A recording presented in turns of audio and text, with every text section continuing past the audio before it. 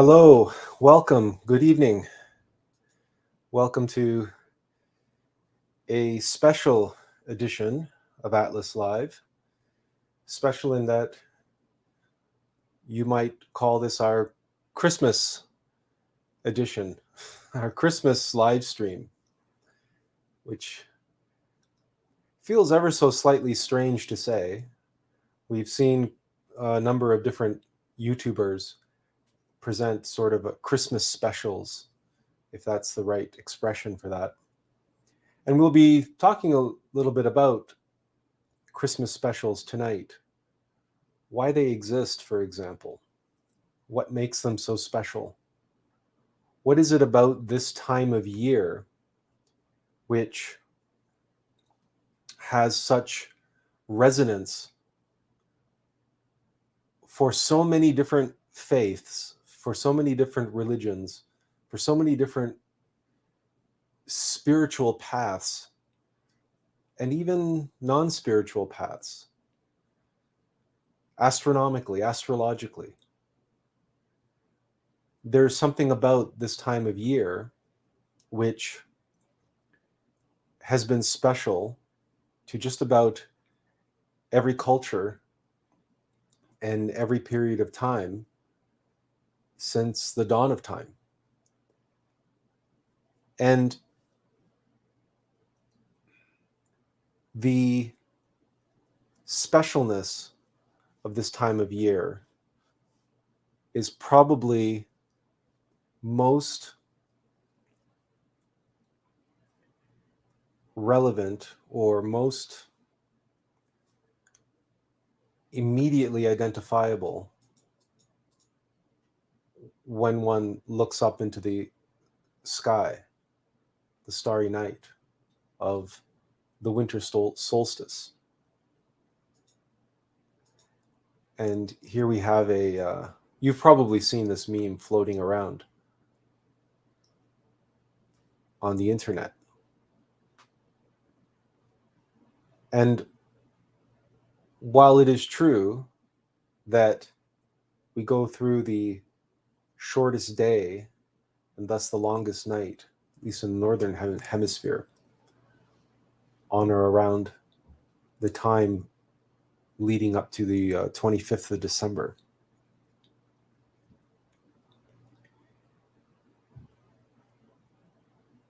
This is not, it may be representative in astronomical terms, the birth of the sun that takes place every year.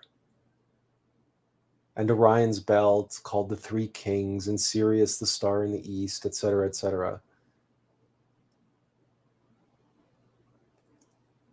Our personal experience of these events and the Christ force, the Christ energy entering into the planet were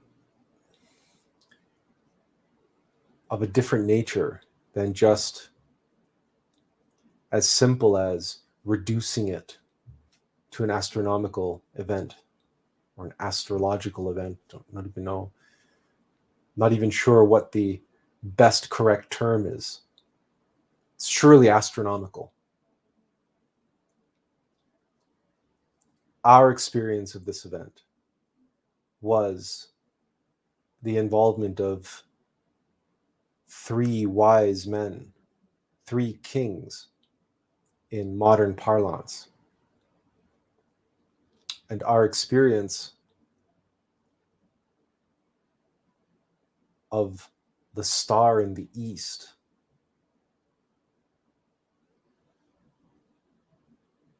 there was only one star in the sky. All the other stars vanished. And what star that was it Polaris? Was it Sirius? We honestly don't know.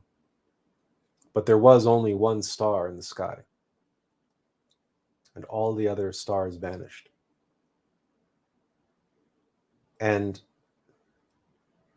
the events around this occurrence and our experience of it were as much related to the death and resurrection of Christ as they were to his birth. So the mysteries of this time of year are not entirely related to this time of year, because the events that we experienced took place on the 24th of August, not December. And astrologically, there is a precession of equinoxes, and this occurrence takes place at different times of the year, depending on the age in which we are in. It just so happens that the astrological or astronomical phenomenon that's depicted in this meme here is conducive and representative of the events which we experienced, for example. In other words, it's analogous to those events. But just because something is analogous to something else doesn't mean that one is derivative of the other. That the two things represent the same thing, and that one is an elaboration of the other. That one preceded the other, and therefore the event only refers to the one thing, and that all subsequent expressions must be related to that one thing, i.e., the astronomical occurrence of the winter solstice. No. The astronomical occurrence of the winter solstice is analogous to what we experienced. The return of Christ to the world, and the signs and the symbols, and also the descent into hell.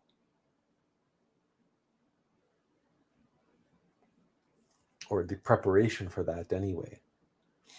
Where basically the Bodhisattva basically awaits for his death. But the return of the Christ, the return of the Logos, was indicated by these signs. And yes, the winter solstice is analogous. We all know what those symbols are. The star in the east, but that star in the east was relative to the three wise men. Well, the star in the east, because of course, rises in the east. Our experience of it was, from our perspective, it was really right overhead. Could we say it was in the east or the north or the south or the west? When all the other stars in the sky vanish and there's but one star, it's like direction doesn't matter anymore. And it was one star directly overhead. And there was no other stars in the sky.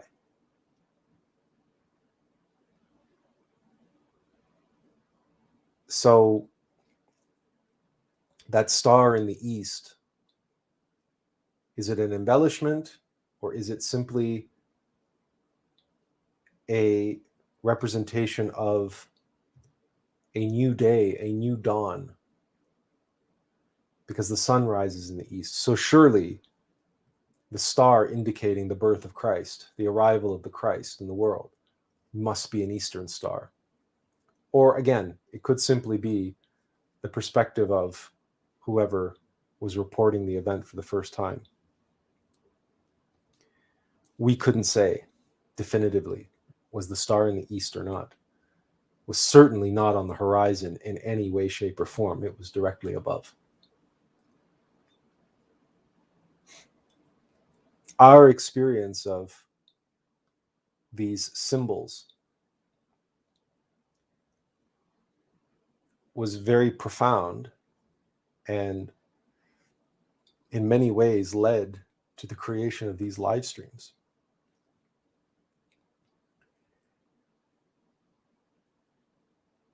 And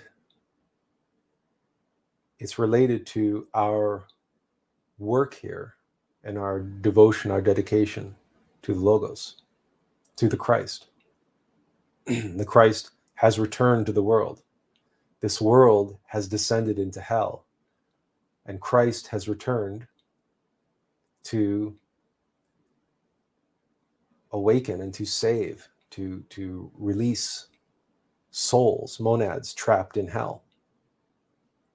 And surely that is at least partly, well, that's mainly what these live streams are about, is helping monads, helping individuals to find their way via the path out of suffering, off the wheel of samsara, out of hell, despite the fact that the events occurring around us, the circumstances of this planet,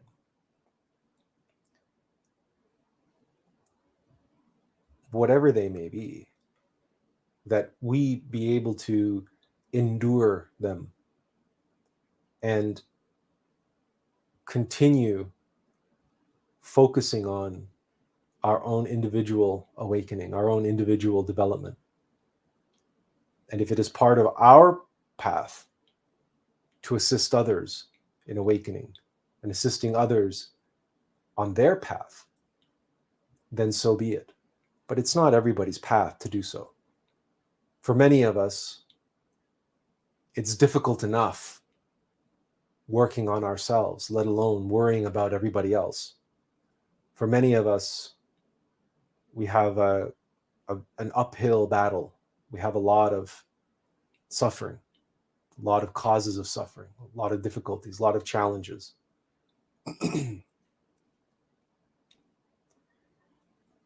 That said, if there is something that we find beneficial, that we find useful, that we find helpful, then in the spirit of giving, in the spirit of sharing, which again is part of this spirit at this time of year, this Christmas spirit, this gift giving. The three kings, the three wise men who come bearing gifts to the Christ. Now, we've described this already in the past, where these three wise men represent our three brains, our heart, our mind, our body, our physical body. That those are the gifts that we need to bring to the newborn Christ.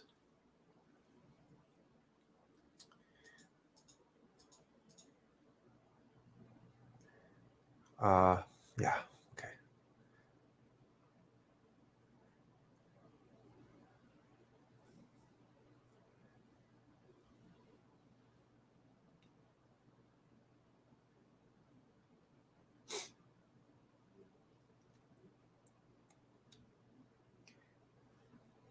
But the relationship between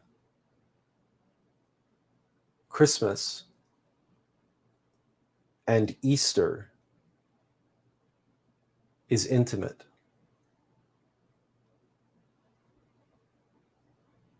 One of the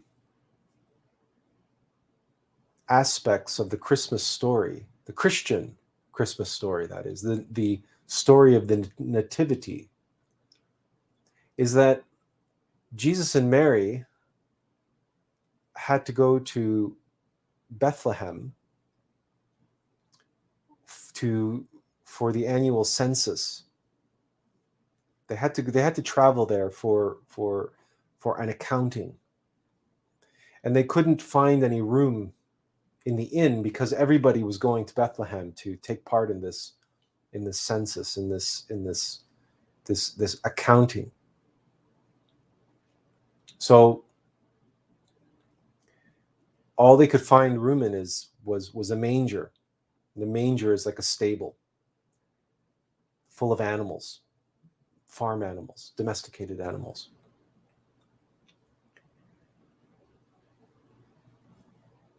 And according to the story,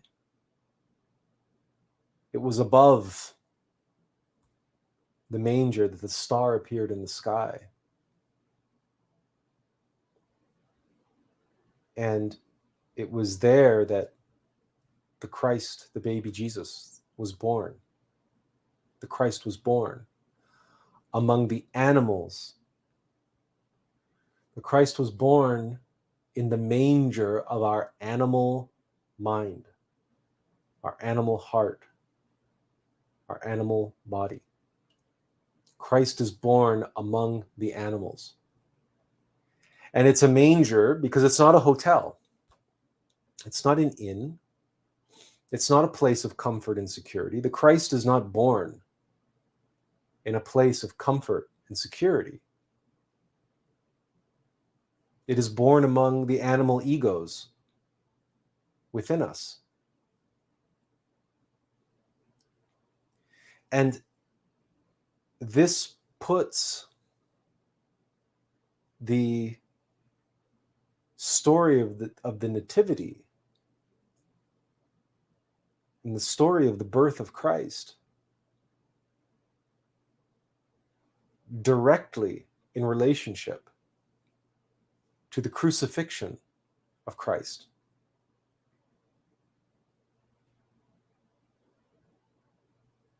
Because the crucifixion of Christ, of course, is the death of the man, of the animal, upon the cross of sexual alchemy.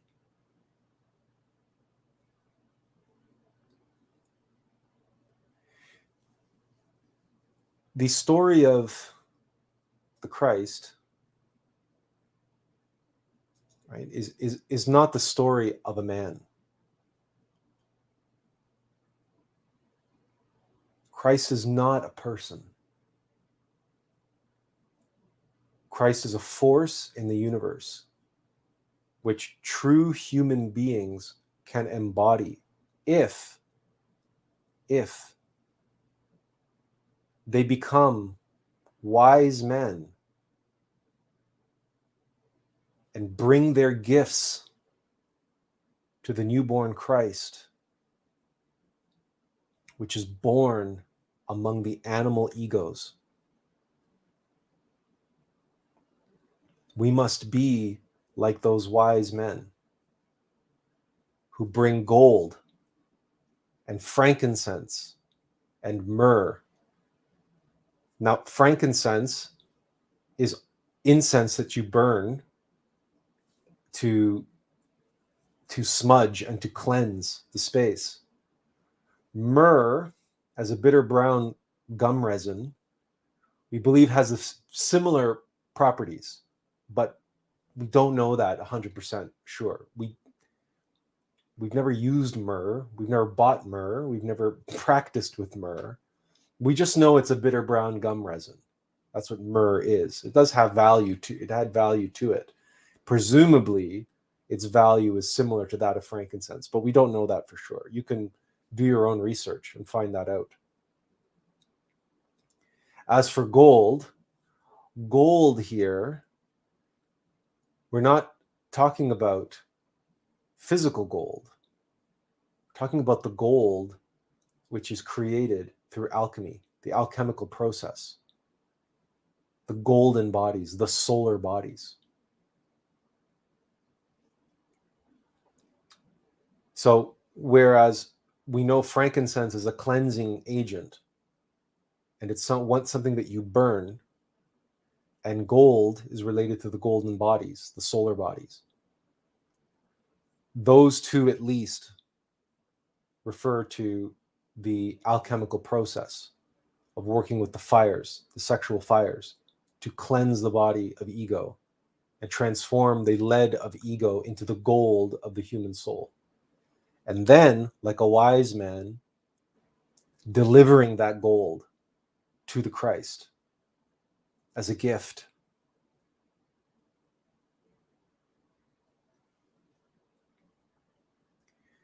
Because in order to embody the Christ, we must offer ourselves up as a servant and as a vessel. As all of the personages in all of these religions and spiritual traditions and mythologies did. Jesus, Krishna, Quetzalcoatl, Wodan, Fuji, Buddha, Zeus.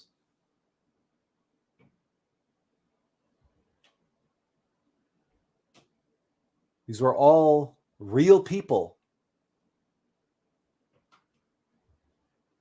who became wise men.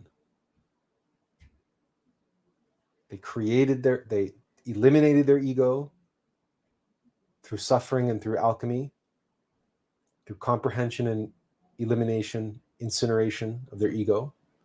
They cleansed themselves.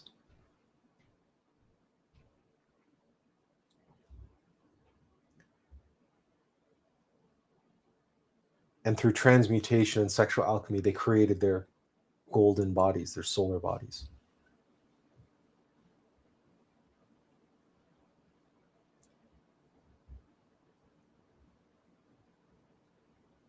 And the winter solstice, the shortest day of the year, followed by the rebirth of the sun, astronomically speaking, after 3 days,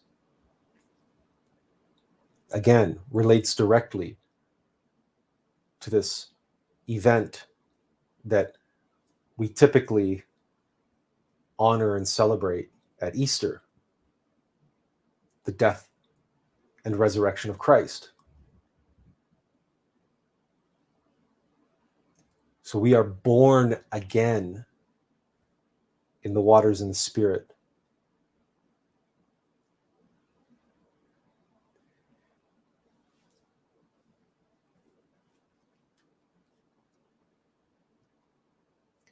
The Christ is born inside of us, again, among our animal egos.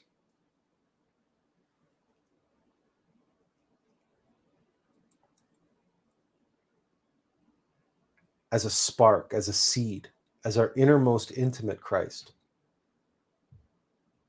an essence. But it is just a seed. It is just a spark. It must be nurtured. It must be cultivated. Again, we must be like the wise men. We must lend our minds and our hearts and our body in service. But more than just in service, in sacrifice, as a gift. We must give away all that we are to our innermost intimate Christ.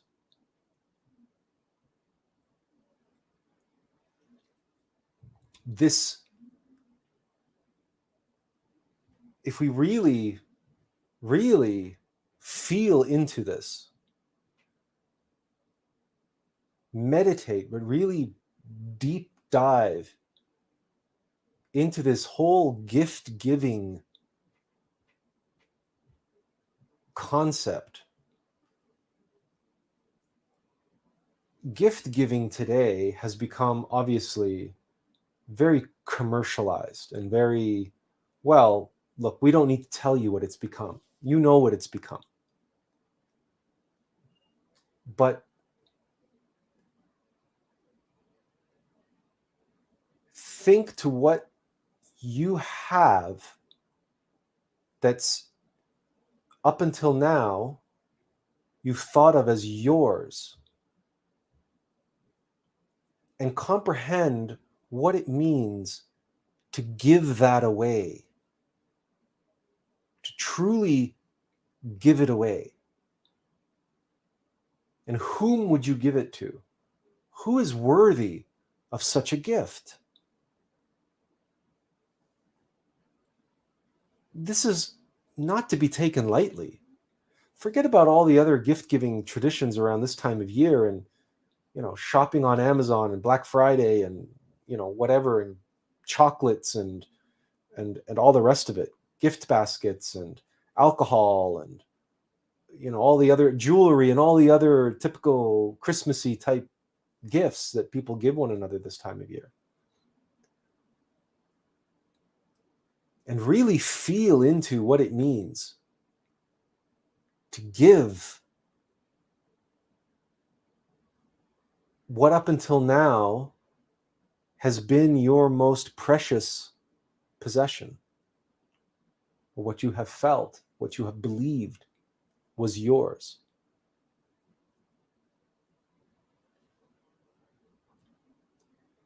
And what does it mean to give, to really give of yourself? And what does it mean to give yourself? And who is deserving of that?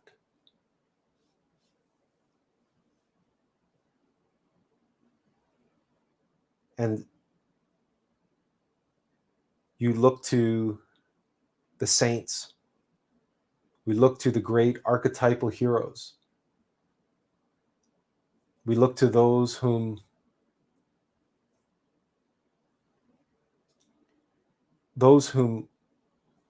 we hold in highest esteem and highest regard.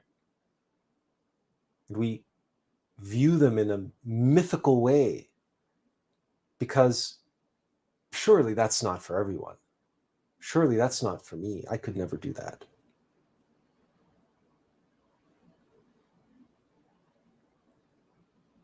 And yet, that is precisely what is called for when we are called to work with the metaphysical science of the cosmic Christ. If you wish the Christ to be born inside of you,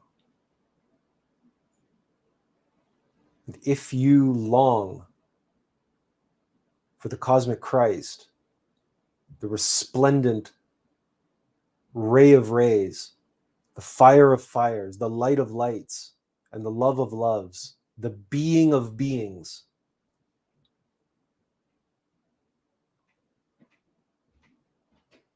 to fill your temple, and through your temple, fill the world with its resplendence, then you must be willing to give away all that you believe is currently yours. That's what it means to give a gift. You don't get that gift back. To give your mind, your heart, your body to the Christ.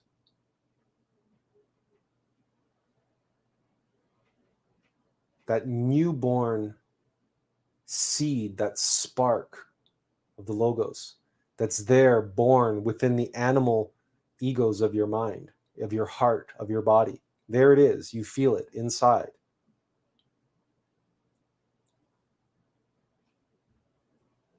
Are you or are you not going to be a wise man, wise woman, wise person? Are you or are you not going to follow the star and deliver to the Christ the gifts of your mind, heart, and body, and give them away? Give them to your innermost intimate Christ.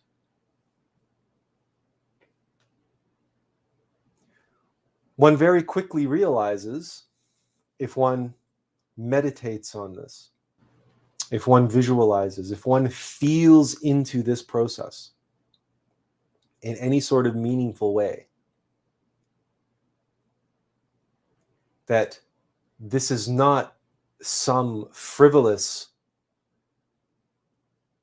activity. This is not some token gesture. It is certainly no kind of sentimentality or empty ritual. And perhaps more significantly, one realizes that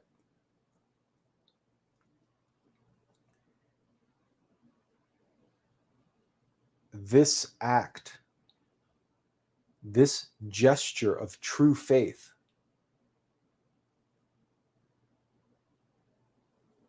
is far beyond anything that most spiritual seekers and light workers and star seeds and rainbow children have in their consciousness.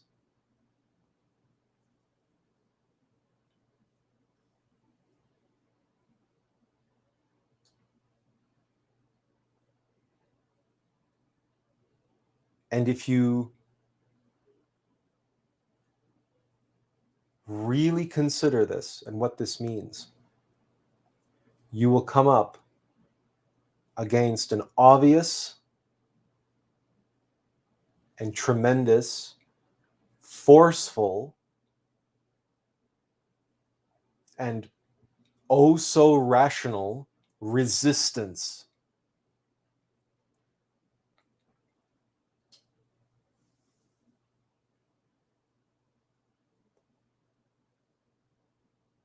And herein lies that mystery which we shed light upon in the advertisement for tonight's live stream. That quote from Master Samael, which loosely paraphrased goes, though Christ may be born 1,000 times in Bethlehem, it is all for naught if the Christ is not born within us.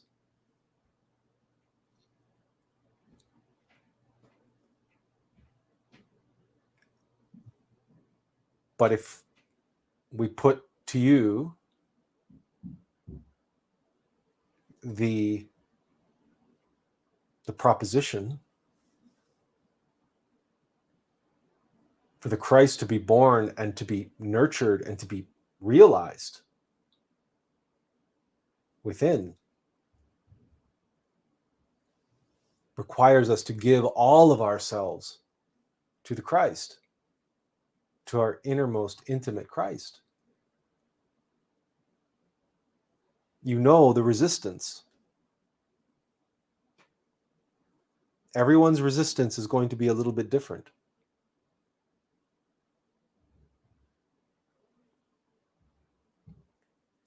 So now, again, Christmas, this act of Christ being born, this act of these wise men giving their gifts to the Christ so that the Christ can be born, now expands out, it stretches out to encapsulate the whole of Christ's ministry, the whole of the story of Jesus, extending all the way through his ministry, through to his throwing the moneylenders out of the temple, ejecting them from the temple with righteous vehemence, with severity, with prejudice, ejecting the moneylenders from the temple. And for that, he was deemed dangerous, a radical, and ultimately a threat. In other words, a revolutionary.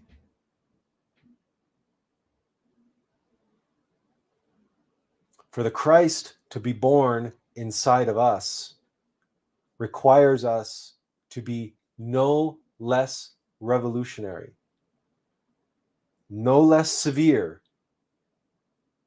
upon the moneylenders that are within our temple.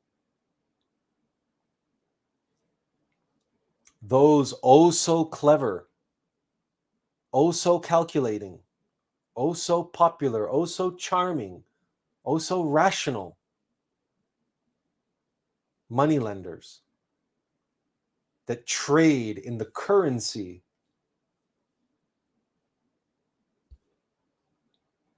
of our metaphysical being, our consciousness, our vital energy, and indeed our karma, which we talked about last time when we talked about negotiating karma. But unfortunately, these moneylenders, like all moneylenders, they promise, they lend something, but always with interest. In other words, whatever it is you get from a moneylender, you can rest assured you will always have to pay it back with interest. Which means what a moneylender gives you is always essentially a fraud.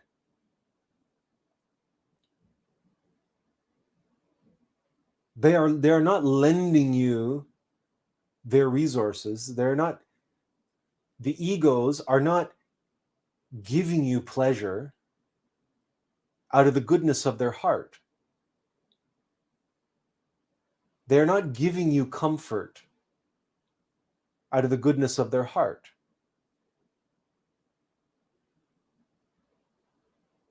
They are doing so that they can take from you that which you possess with interest. So they can own you.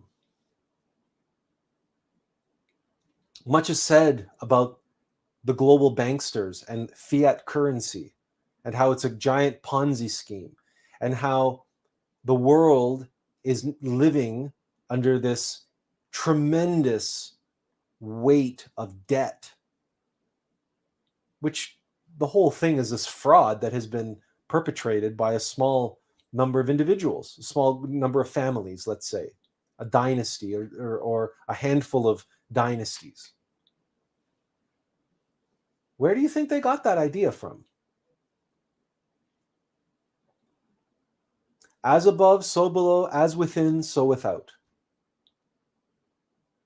There are so many phenomena out in the world which are analogs of what is taking place inside of us metaphysically, psychologically.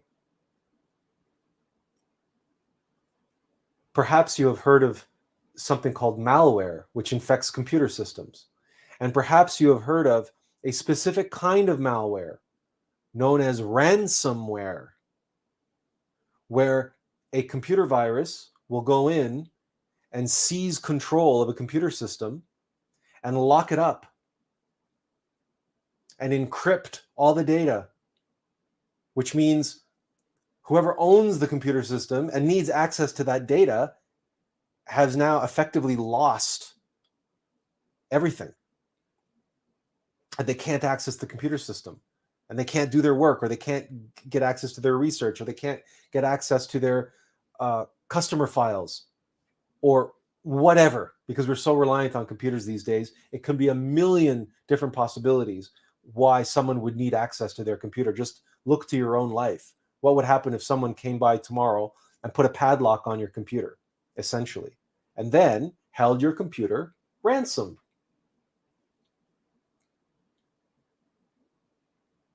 This is what ransomware is. And unless this company pays the ransom to the hackers, they won't release the code, the decryption key, which will allow the computer to become decrypted and allow it to be used again by its owners. It's known as ransomware. It's a very real phenomenon. Where do you think they got the idea for that? Where do you think they got the idea for fiat currencies? Where do you think they got the idea for credit cards and 29% interests and all the rest of it, loan sharking and all the rest of it? All of that exists in the world because that's exactly how egos manipulate us from within and enslave us from within. If you have never seen or read Faust, it's right there. I mean, for well over 100 years. I mean, the notion of selling one's soul to the devil or being in Satan's debt, right? Making a deal with the devil. All of these tropes exist, and they exist in literature, and they exist in mythology, and they exist in religions and scriptures. After all, Jesus being tempted in the desert, Satan comes and says, look, I will make you a lord of all the world. Just kneel down before me. And we've, perhaps not all, but we've certainly experienced that. We've certainly experienced what that's like in a very visceral, meaningful way. And everyone experiences it in one form or another. Not everyone recognizes that they are being tested that way, that they are going through such an ordeal. And many, many, many countless people go through such ordeals completely asleep, and they fall hook, line, and sinker into debt, into metaphysical indebtedness. They sell, well, the expression sell out. The expression sell out is a modern, contemporary euphemism for one who has sold their soul to the devil. Yes, they might have a life of comfort and security. They might have a good job. They might have the 2.5 kids. They might have the 2-car garage. And they might even have 2 or 3 cars. And they might have everything.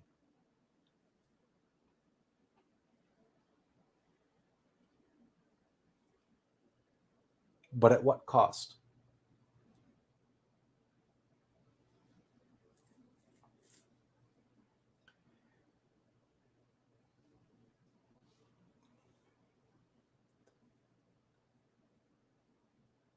We referenced some different films. And one of the films that we referenced was Die Hard. Now, you might find this humorous or perhaps a little strange. We don't know. But people consider this to be a Christmas movie.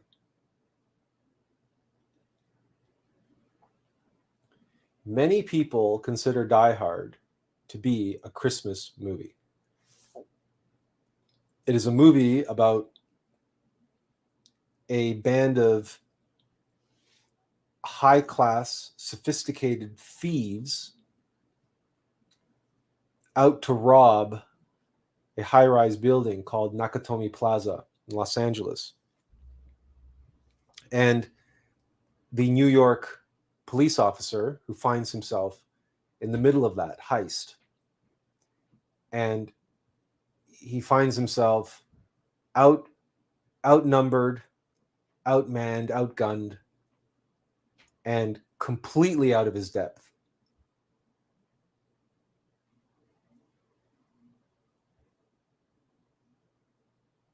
However, he rises to the challenge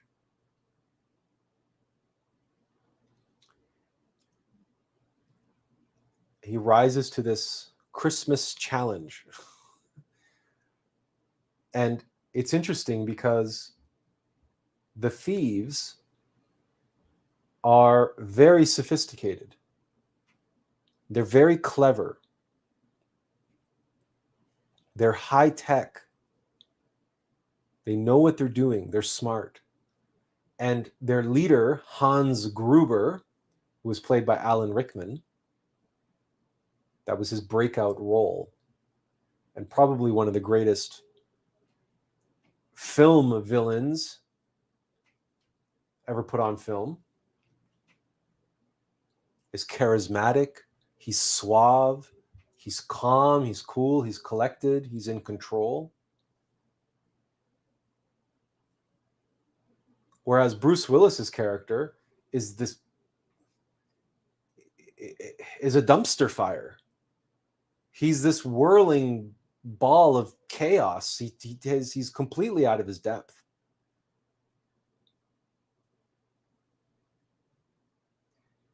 But there is something so archetypal about this film that people connect with. And it only takes place at Christmas time.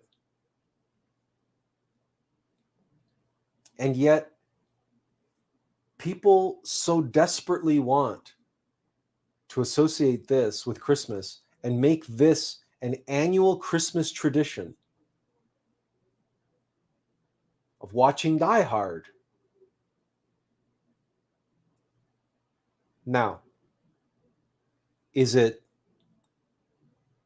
coincidental that it takes place in Nakatomi Plaza, which is a tower,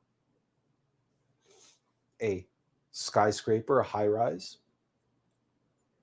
Is there a relationship between Nakatomi Plaza and the Tower of Babel? Or the tower from the Tarot?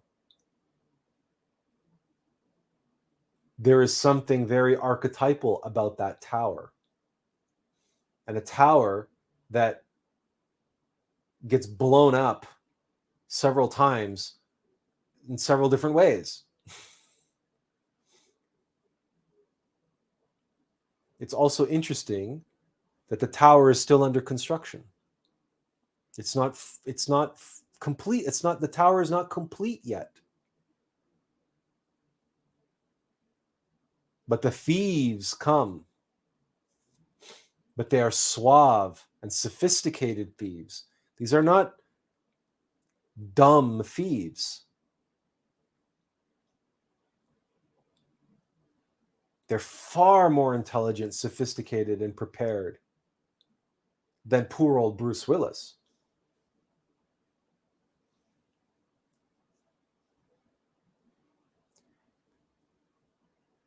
Bruce Willis undertakes a one-man rebellion against the thieves, against the police, because if you remember the film, he ends up in an argument with the local Los Angeles police that are telling him to stay out of their business. And he's like, listen, you guys aren't doing anything. I'm doing all the work. Don't tell me what to do. I'm the one stuck inside here. I'm doing all the work. It's a very, very, very in addition to being a riotous, entertaining, mindless action flick, because it is also that. It is a tremendous archetypal expression of the book of Job and the crucifixion of Christ.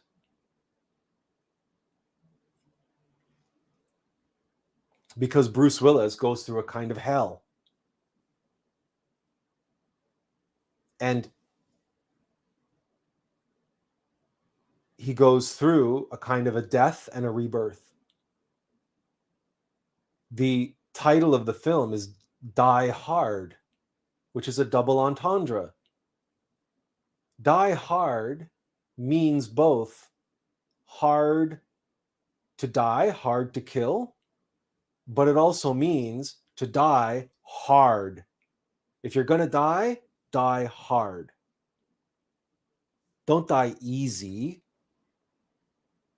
Don't die in comfort and security. Don't die in the inn. Die on the cross. Die in the manger. Because when you die hard, what is born inside of you is that much stronger. What is born inside of you can conquer any opposition, any adversary, even ones who are far greater in number, far greater in intelligence, far greater in sophistication, far greater in preparation.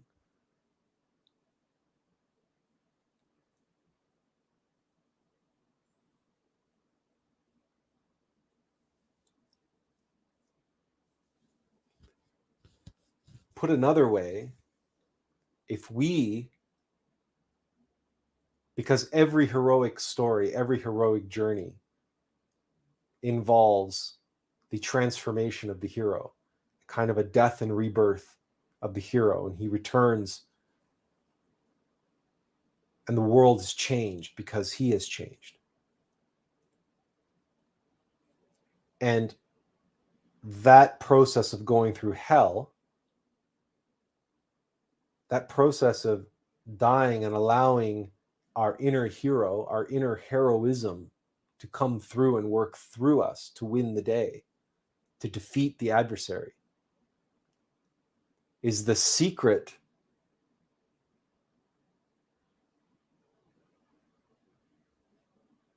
to why those three kings are so wise to give their most precious gifts to the newborn Christ.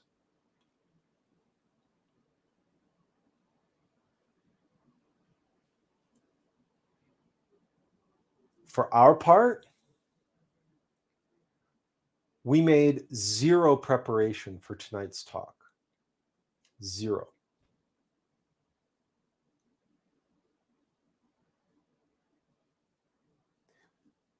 None of these live streams would exist if we had not given the gift of our mind and our heart and our body to our innermost intimate Christ.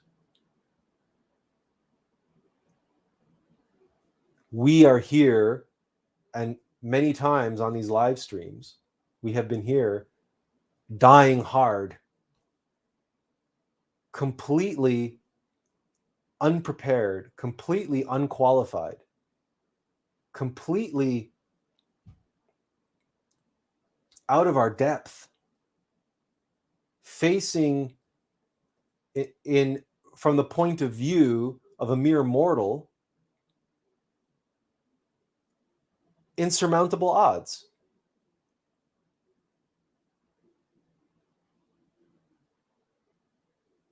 But what has come through us has been able to meet that challenge each and every time. And we have been surprised as a result. We have surprised ourselves because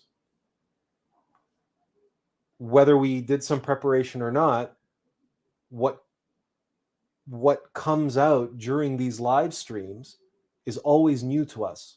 Always. Because it's coming through us, not from us. But it can only come through us because we've given our gifts to the Christ, to the Logos, to the Source.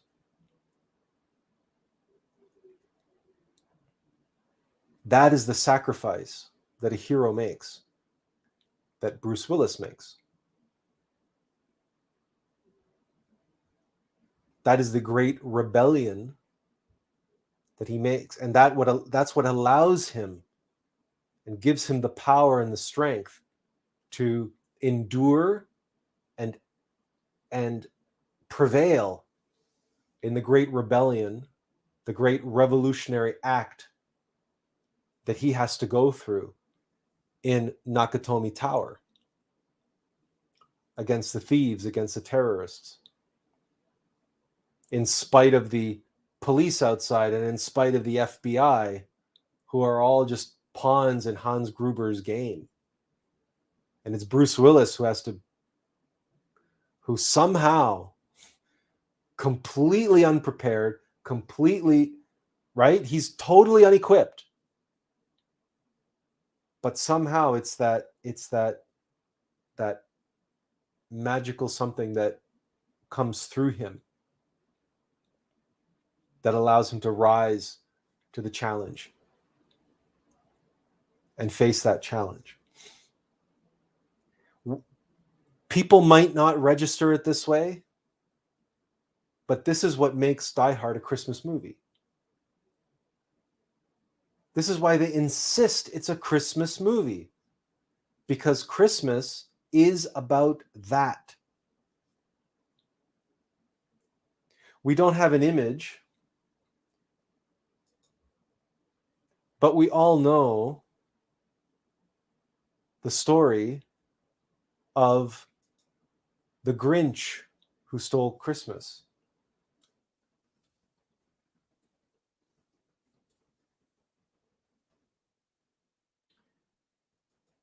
We imagine everyone has seen it, or at the very least they've read the book.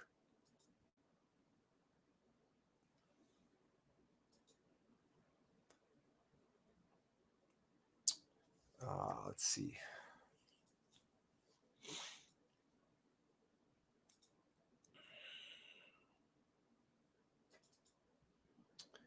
All right. We'll just throw up an image here just so we have something here to reference. Okay. This might not be the image of the Grinch that you remember, but this is the cover of the book, the original book. The cartoon version was drawn by Chuck Jones, who was the famous Looney Tunes animator. And here again, we have a story where, but in this case, it's a story of transformation. It's a story of death and rebirth. It's a story of Christmas. Because Christmas, anything related to the Christ, is about death and birth and sacrifice.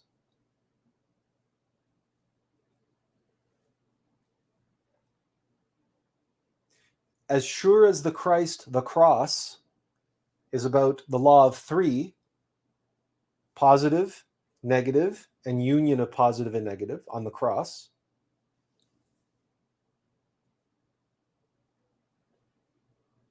the three factors of birth, death, and sacrifice are intimately related to the Christ.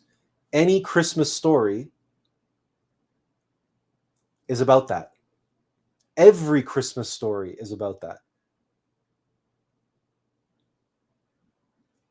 Birth, death, and sacrifice.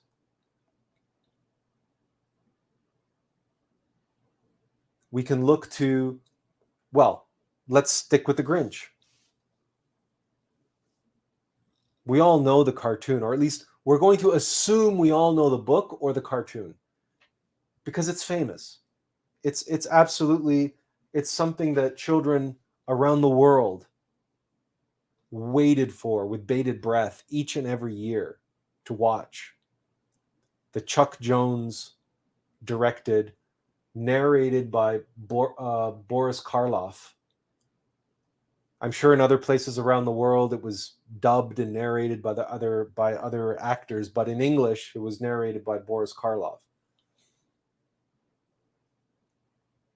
And with Chuck Jones's absolute genius animation and directorial and his experience working with the Looney Tunes and everything else, he brought the Grinch to life in a way that to this day we'll get choked up just thinking about that scene. You know the scene we're talking about. When he's stolen everything out of the village and he's up on the top of the mountain, victorious. He has canceled Christmas. He has managed to make Christmas go away for the Who's in Whoville. And there'll be no noise and there'll be no, he succeeded. And then out come the Who's from Whoville around the tree, and they all hold hands and they form a chain around the tree. And they start singing. And who doesn't get choked up every time? Even think about that. Just visualize that. Imagine that.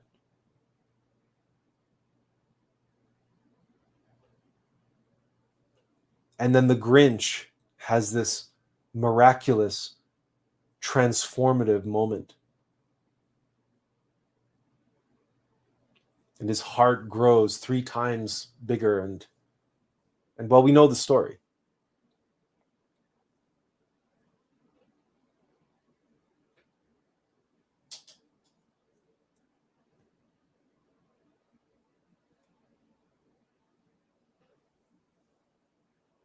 Why hasn't Christmas fully embraced or fully appreciated or fully connected the 2 stories of Easter and Christmas? They're one story. It's one archetype. It's one narrative. For the Christ to be born inside of us, sacrifice and death must be present.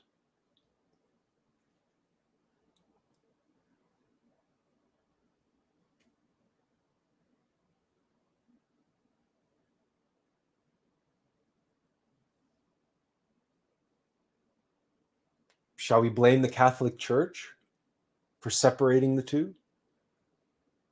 For editing and reorganizing the Gospels?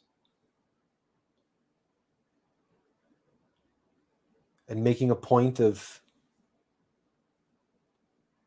saying, well,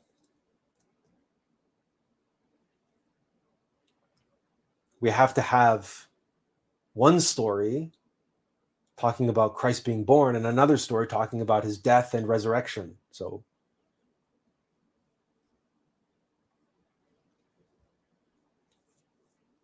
this process of death and sacrifice and rebirth is ongoing. It's a constant ongoing process. It's the alm of life, which we've talked about many times. It's moment by moment, day by day.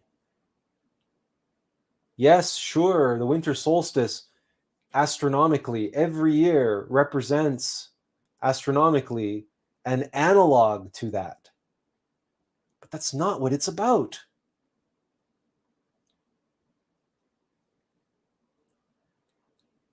It's also not about what happened in Bethlehem 2,000 years ago. 2021 years ago, I guess. It's not about that.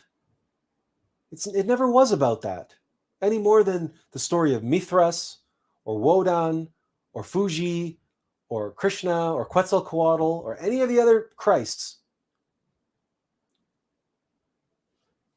Their story is about you and I.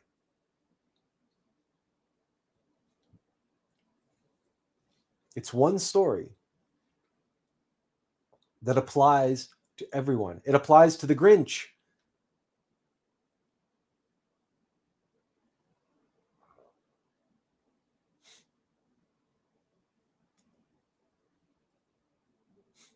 It applies to Ebenezer Scrooge. If we want to talk about Christmas stories, how can we leave out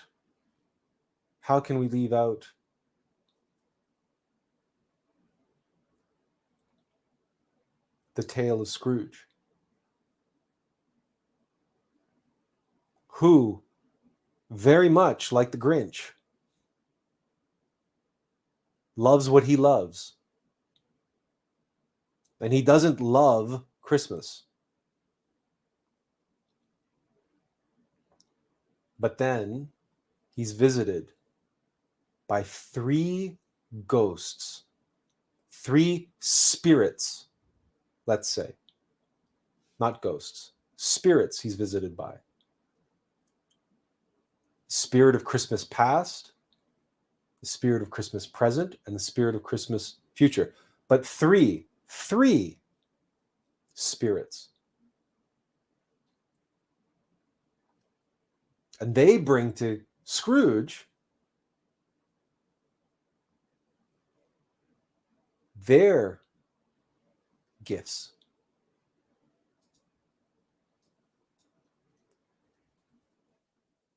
And what are the gifts that they bring Scrooge?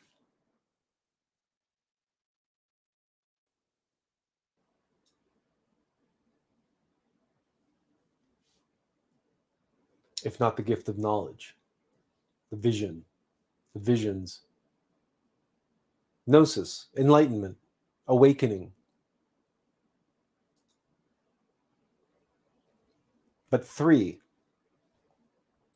this number 3, that's so important. The creative law of 3 and the 3 factors, birth, death, and sacrifice.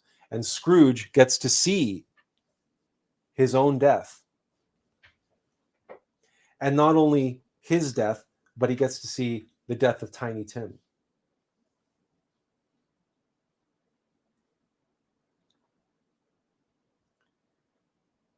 And so, in the experience of that,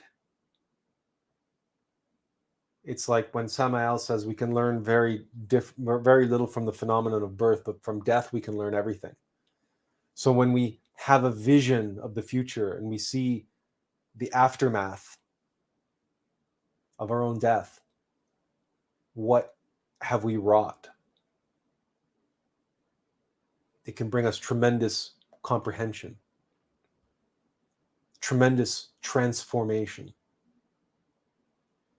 And Scrooge dies.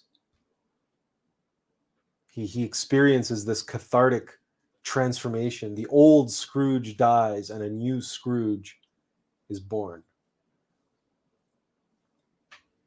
who goes to Cratchit and his family and transforms their Christmas and transforms their lives. Because he is transformed. It's just like the Grinch. He's transformed.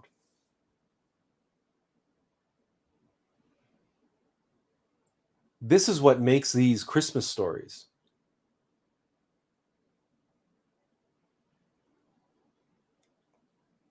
Because every Christic story must embody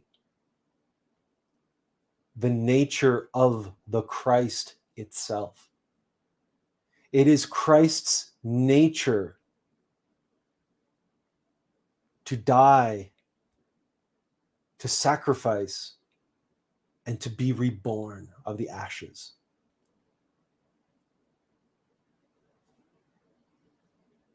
The Christ is the fire of fires.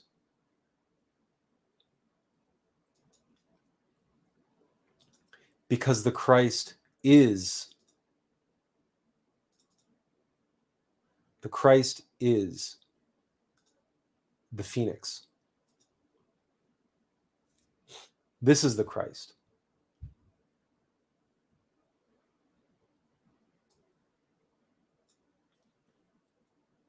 This is the Christ.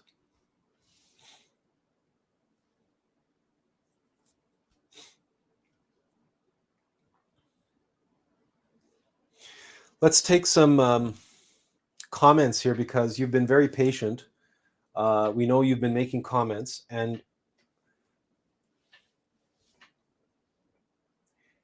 if you see us adjusting ourselves, it's because for whatever reason, one of our legs has fallen asleep, and we're just trying to adjust ourselves in the chair so that the pins and needles don't cause us too much distraction here. Okay, so let's start with Roy. At the very beginning, he said, "We abandon the real and love what's illusion."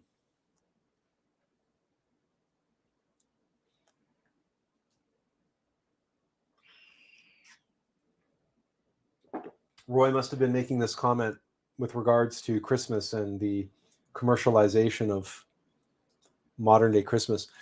It would have been useless for Jesus to have been born in Bethlehem if he is not also born within our heart. It would be useless for him to have died and resurrected in the Holy Land if he does not die and resurrect within us also. Okay, this is the exact quote from Samael Aun Weor. Thank you, Roy, for looking that up and sharing that.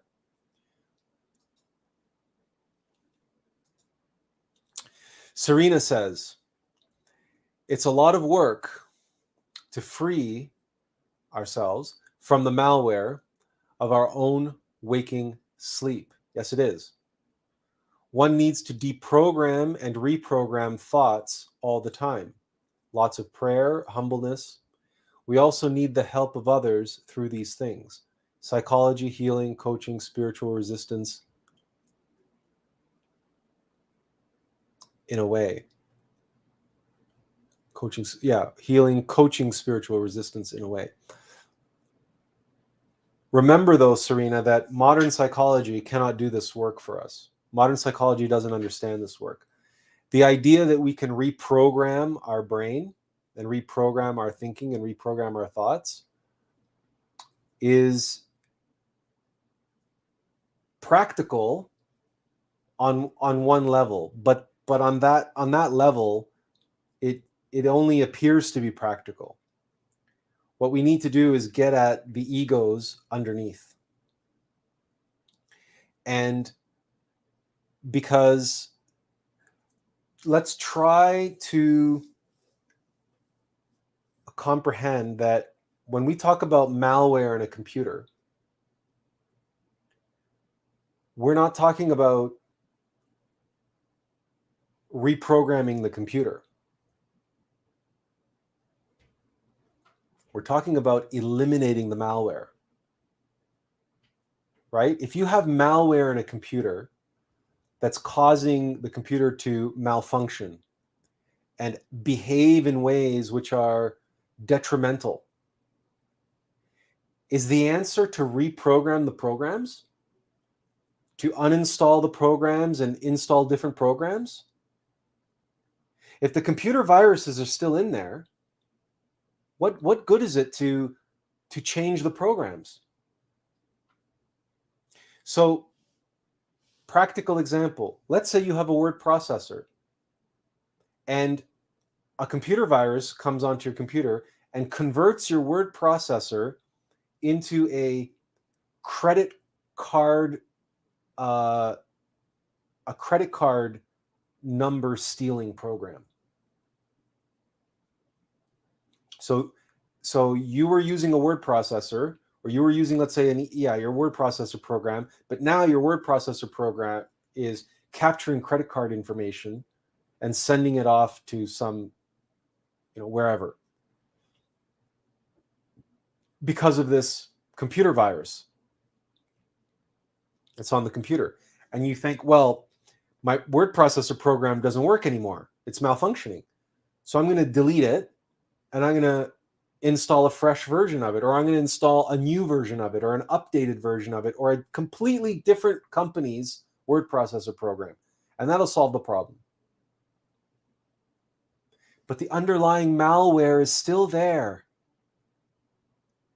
And if that malware has been programmed to be adaptable, to be adaptive, that has built-in kind of AI algorithms that allows it to adapt to different circumstances, to different programs, to different types of word processors,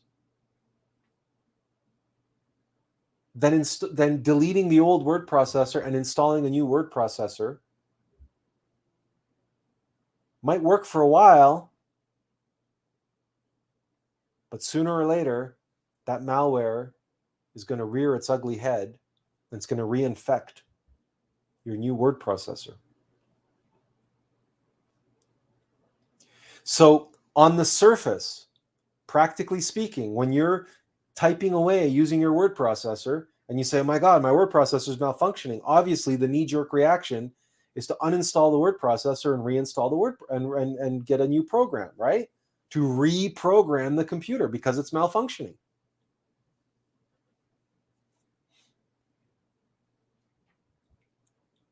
But if the cause of the malfunction is malware,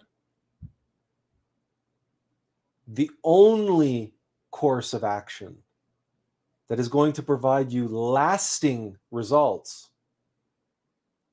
is to run an anti-malware program, which is going to scour your computer searching for the computer virus. And it's going to identify it and it's going to clean it. It's going to remove it. And then all of a sudden, your word processor is going to work again. And the detrimental behaviors that your computer was doing are going to stop because the malware isn't there anymore. It's been removed. That's why we all have antivirus software. If you use a Windows machine, you have to have antivirus. So when we talk about elimination of egos, that is what we're doing. Psychology that focuses on surface level behaviors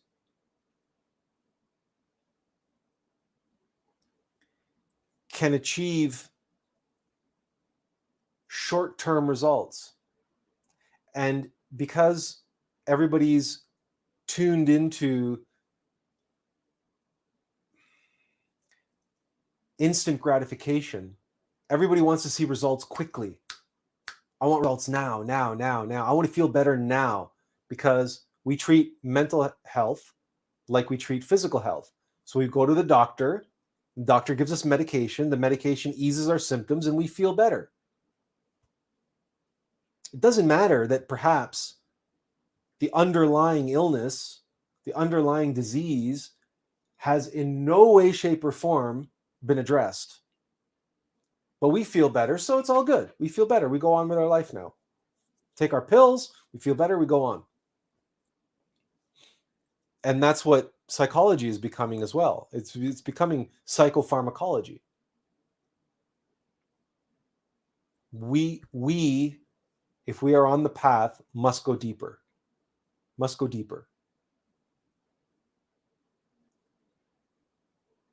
And we must get at the underlying causes of the mental patterns, the mental beliefs, all the detrimental things that are going on in the mental programming. And there might be conditioning, there might be all sorts of things and habits and whatnot that are going on the surface level that need to change.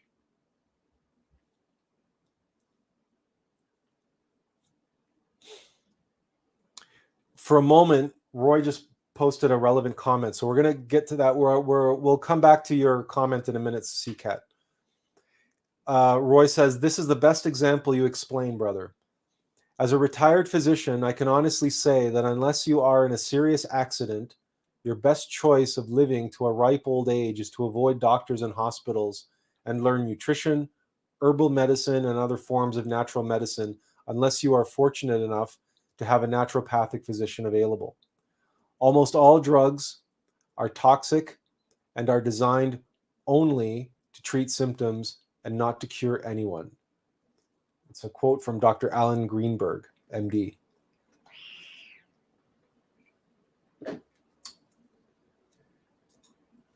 And it's the same for, again, for our psychology, our mental well-being, our mental. That's why we're here doing what we're doing. That's why we talk about the Alm of Life. That's why we're here sharing with you the true meaning of Christmas. Right? Because the Christ cannot be born, and the Christ cannot grow, and the Christ cannot reign inside of our temple if our temple is full of moneylenders. The Christ cannot come and program our computer for us, because it's the Christ that we want to reprogram our computer. Not some psychologist, not even a coach. But for the Christ to reprogram our computer, the computer has to be clean.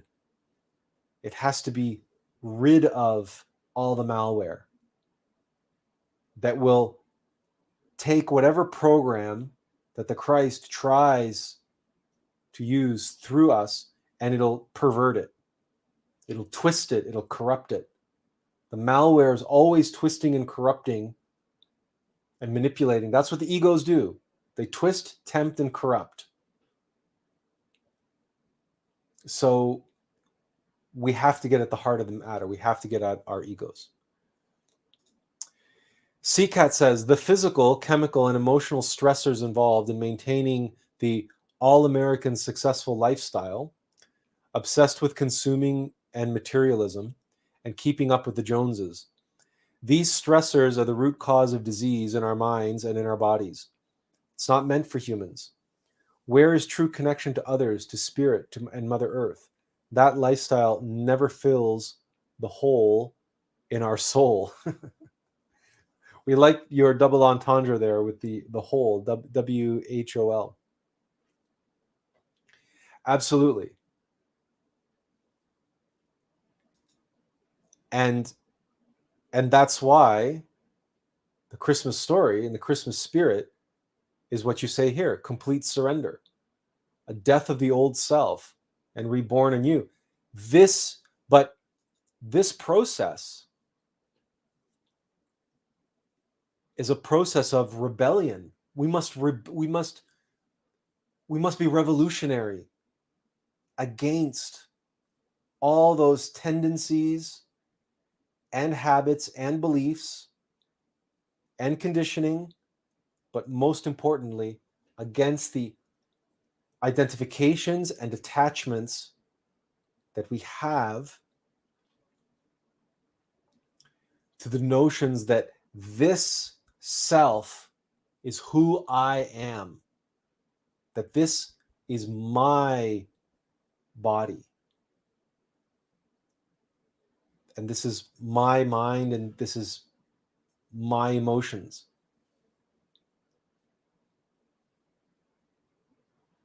It's interesting. We don't know how many of you are familiar with the Christian Mass and the Eucharist and the Last Supper.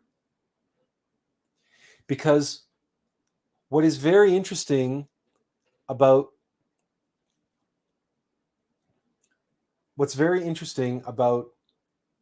Christmas is that Christmas is a time of feasting, and so is Easter.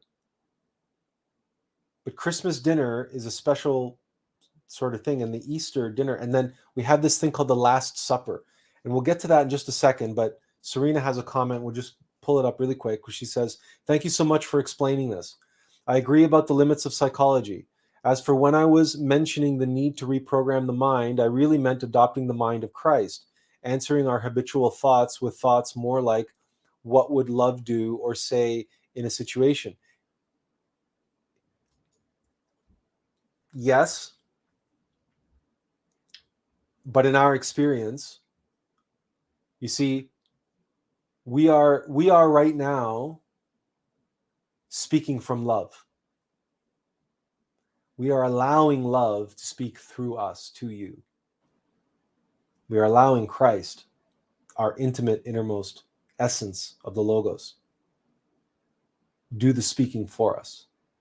At no point in the hour and 26 minutes that we've been live this evening did we ever stop and say to ourselves, okay, now, what would Christ say? Or to any of the questions that were asked, we never stop and ask, okay, now, what would Christ say? What should I answer to this? What's the answer here? We don't. We don't have to. Because that's not the process. This is not a mental process. It is a conscious process. It is extremely difficult to explain and describe.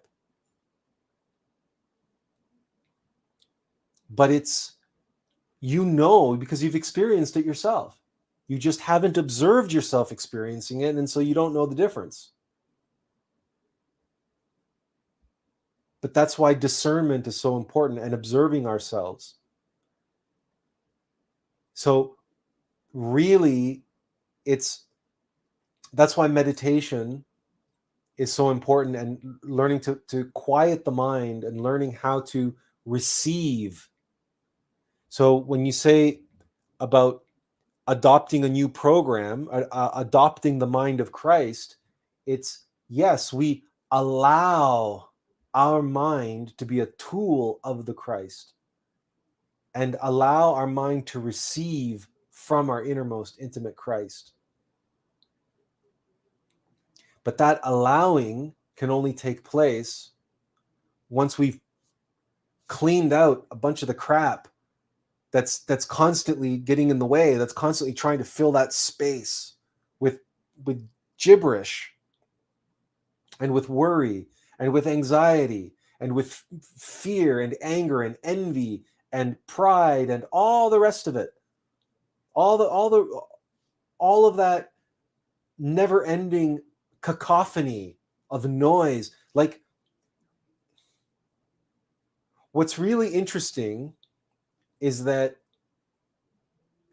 let's come back to the Grinch just for a moment. You know, when the Grinch is complaining about why he hates Christmas so much, and he's complaining about all the kids and their toys and their noisemakers, and they have all these, you know, really interesting Dr. Seuss names, flamboozles and gongoozles and all this, you know, and he's sitting there holding his head and, oh, the noise. The irony is that what he's complaining about is his own ego mind. It's his ego mind that's reacting to all of the trappings of Christmas, to all the celebrations of Christmas. But his ego mind is reacting, and it's judging it all as noise. But that's all of our ego minds. That's all that the ego mind is capable of creating for us, is noise. So what do? We seek distraction. We seek escapism. We seek pleasures. We seek all sorts of ways of getting away from that noise, which is what, by the way, easily we could say 90% of people who practice spirituality and so-called meditation, that's all they're looking for. That's all they want. They just want a little escapism from the noise of their own ego mind, of their suffering.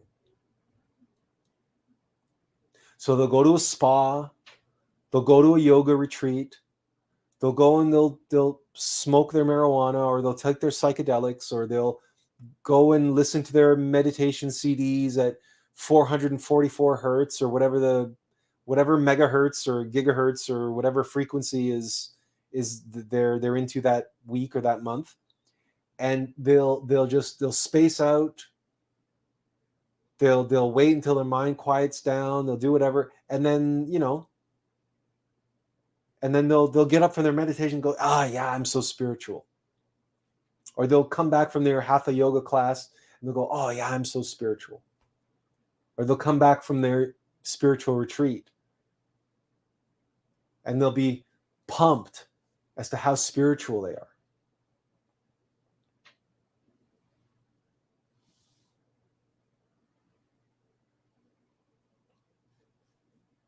And they'll talk about doing shadow work and they'll talk about all this kind of stuff. But do they talk about sacrificing themselves and dying for the newborn Christ within?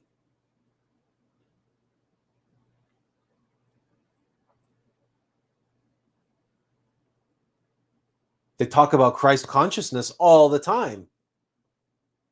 Christ consciousness this and Christ consciousness that.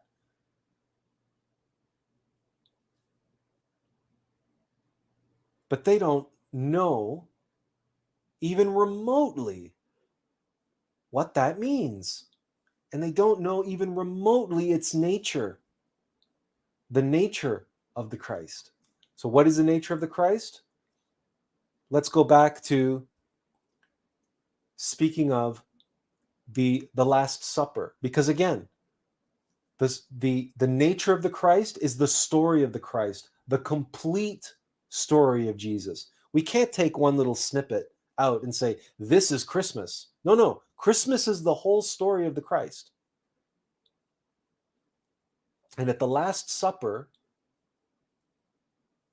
Christ said, he took the loaf and he broke the loaf and he gave it to his disciples. And he said, this is my body, which will be given up for you.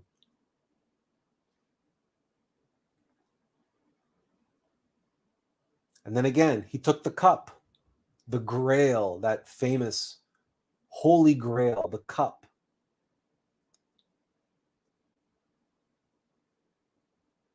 And he blessed it.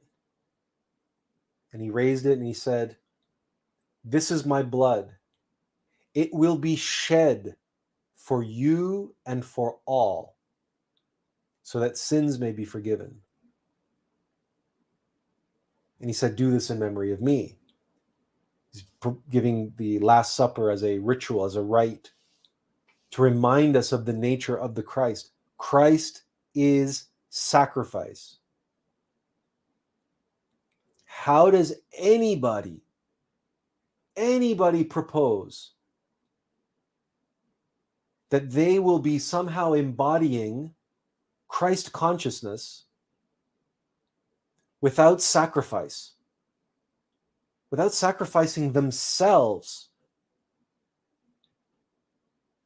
How is that even possible when the very nature of Christ is sacrifice? The Christ is sacrifice. This is my body, he says, it will be given up for you. This is my blood, it will be shed for you and for all, so that sins may be forgiven. I will suffer, Jesus said. I will suffer and die for you and for all. I'm going to go through a kind of suffering that few have endured. And I'm going to do it so I can renegotiate the karma for this humanity. We talked about that the last live stream. We were talking about negotiation of karma, and that some karma can be forgiven, and that Christ made that possible. Jesus came, Master Abbonamento made that possible through his suffering and his sacrifice for humanity.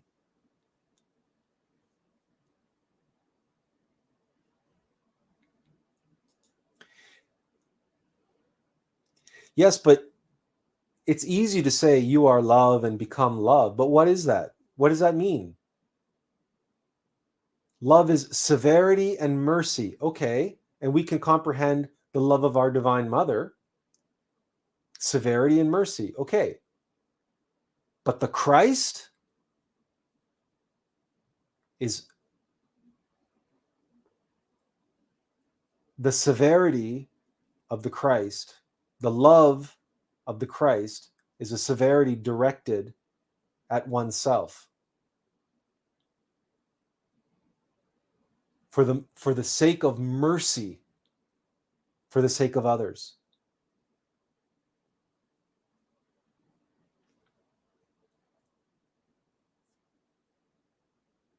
You can understand Christ as being love, but that's not Christ.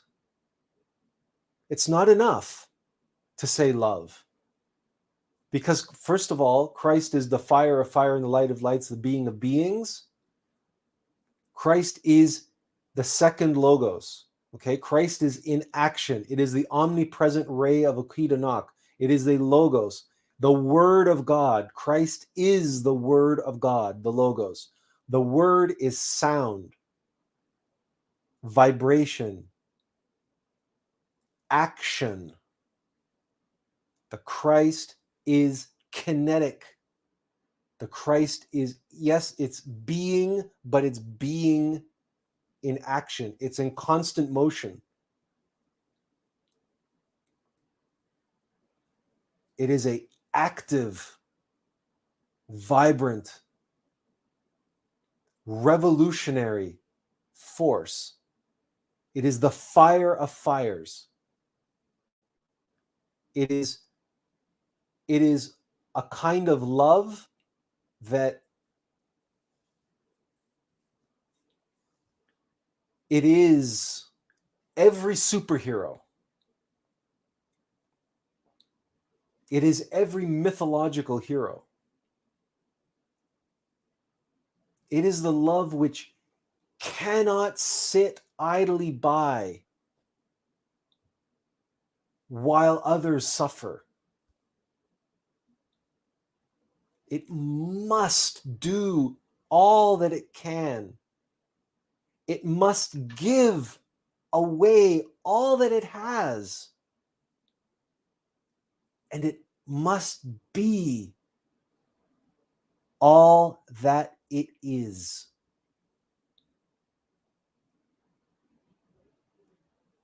Forget Christ consciousness as some vague anything or a feeling of love or what.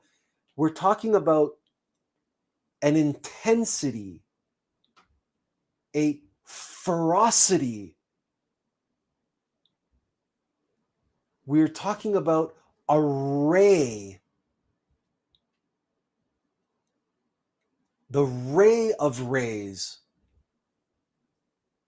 The experience of the Christ is unlike any that the mind can even remotely begin to imagine. Forget it. You cannot do it. You cannot understand the Christ. It is impossible. Any vague, any idea, any concept that you have in your head of the Christ, forget it. And we're not trying to be rude and we're not trying to belittle you or make you feel small. We're just being factual. And how can we say this? And how can we speak this with absolute authority? Have you read our poem, Touched by the Christ? That poem, which was so difficult for us to write because it doesn't even begin to remotely express or capture the experience of it, of being touched by the Logos. It cannot even begin to impart on the reader what it was like, what the nature of the Christ is.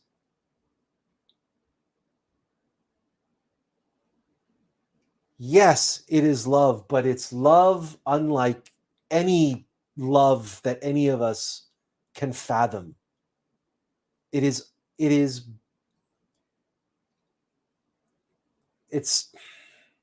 beyond expression. It truly is. I mean, we can say it's the Ode to Joy played by 1,000 orchestras and 100 million angels in a choir singing the Ode to Joy. And that doesn't begin to capture what the Christ is. So this talk of Christ consciousness and people's use of this word and throwing it around,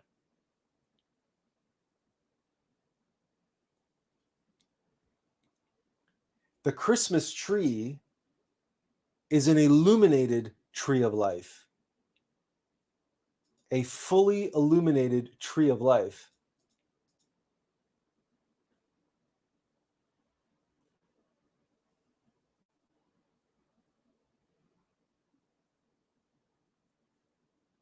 That means that our upper Trinity is fully illuminated. That means we are awake, not just in the 6th dimension, but the 7th dimension. That we have embodied, and we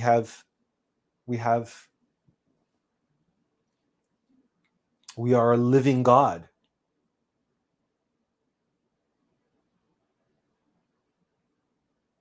This is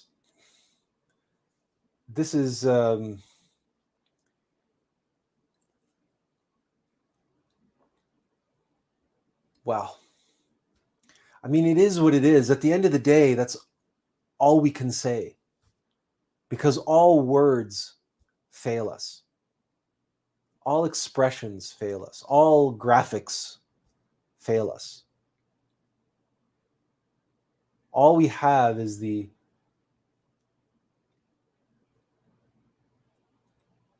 intensity of walking on the surface of the sun. And the heat and intensity and gravitas of that experience. And as Serena says here, it is beyond human comprehension to hold in mind both life and death, reconciled in victory over death through the death of God made human. Symbol can pack so much more information than even the most abstract concepts.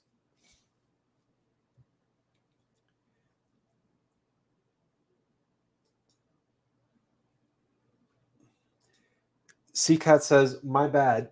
I will read your poem. I do feel like I've been touched by the Christ. It changed me forever. There are levels and levels and levels. And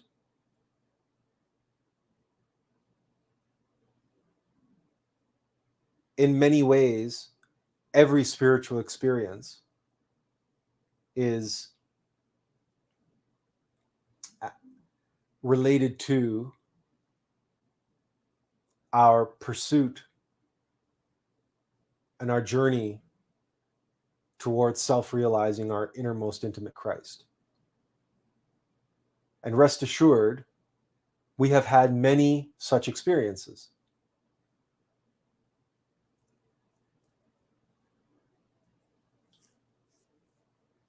But there is one experience that we've had, which is the only experience,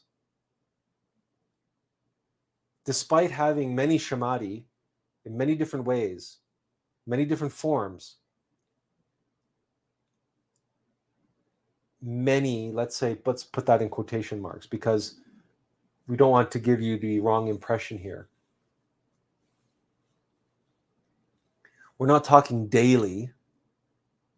We don't have samadhi daily or weekly or monthly. We're talking about many in terms of the fact that we've been alive for 48 years and we had our first samadhi at the age of 5. So put that with that time frame and in that context, we can still have had many. But as we expressed in one of the lectures, we had to wait 20 years between our first samadhi and our second samadhi.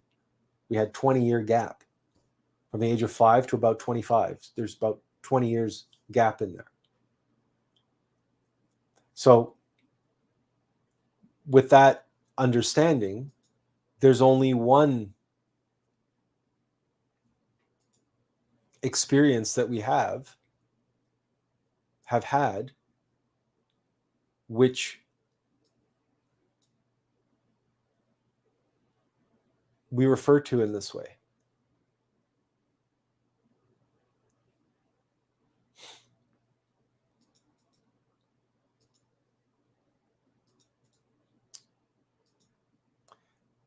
And there's the link in the chat if you haven't read it yet.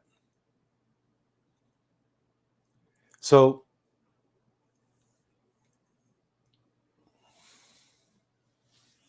we've never read this out loud online. We don't know if this would help.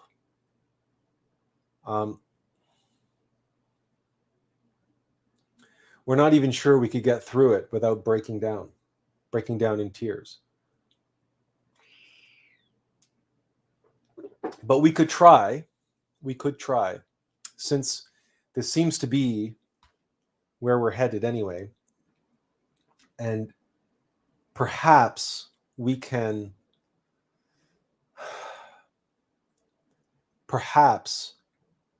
in the reading of it,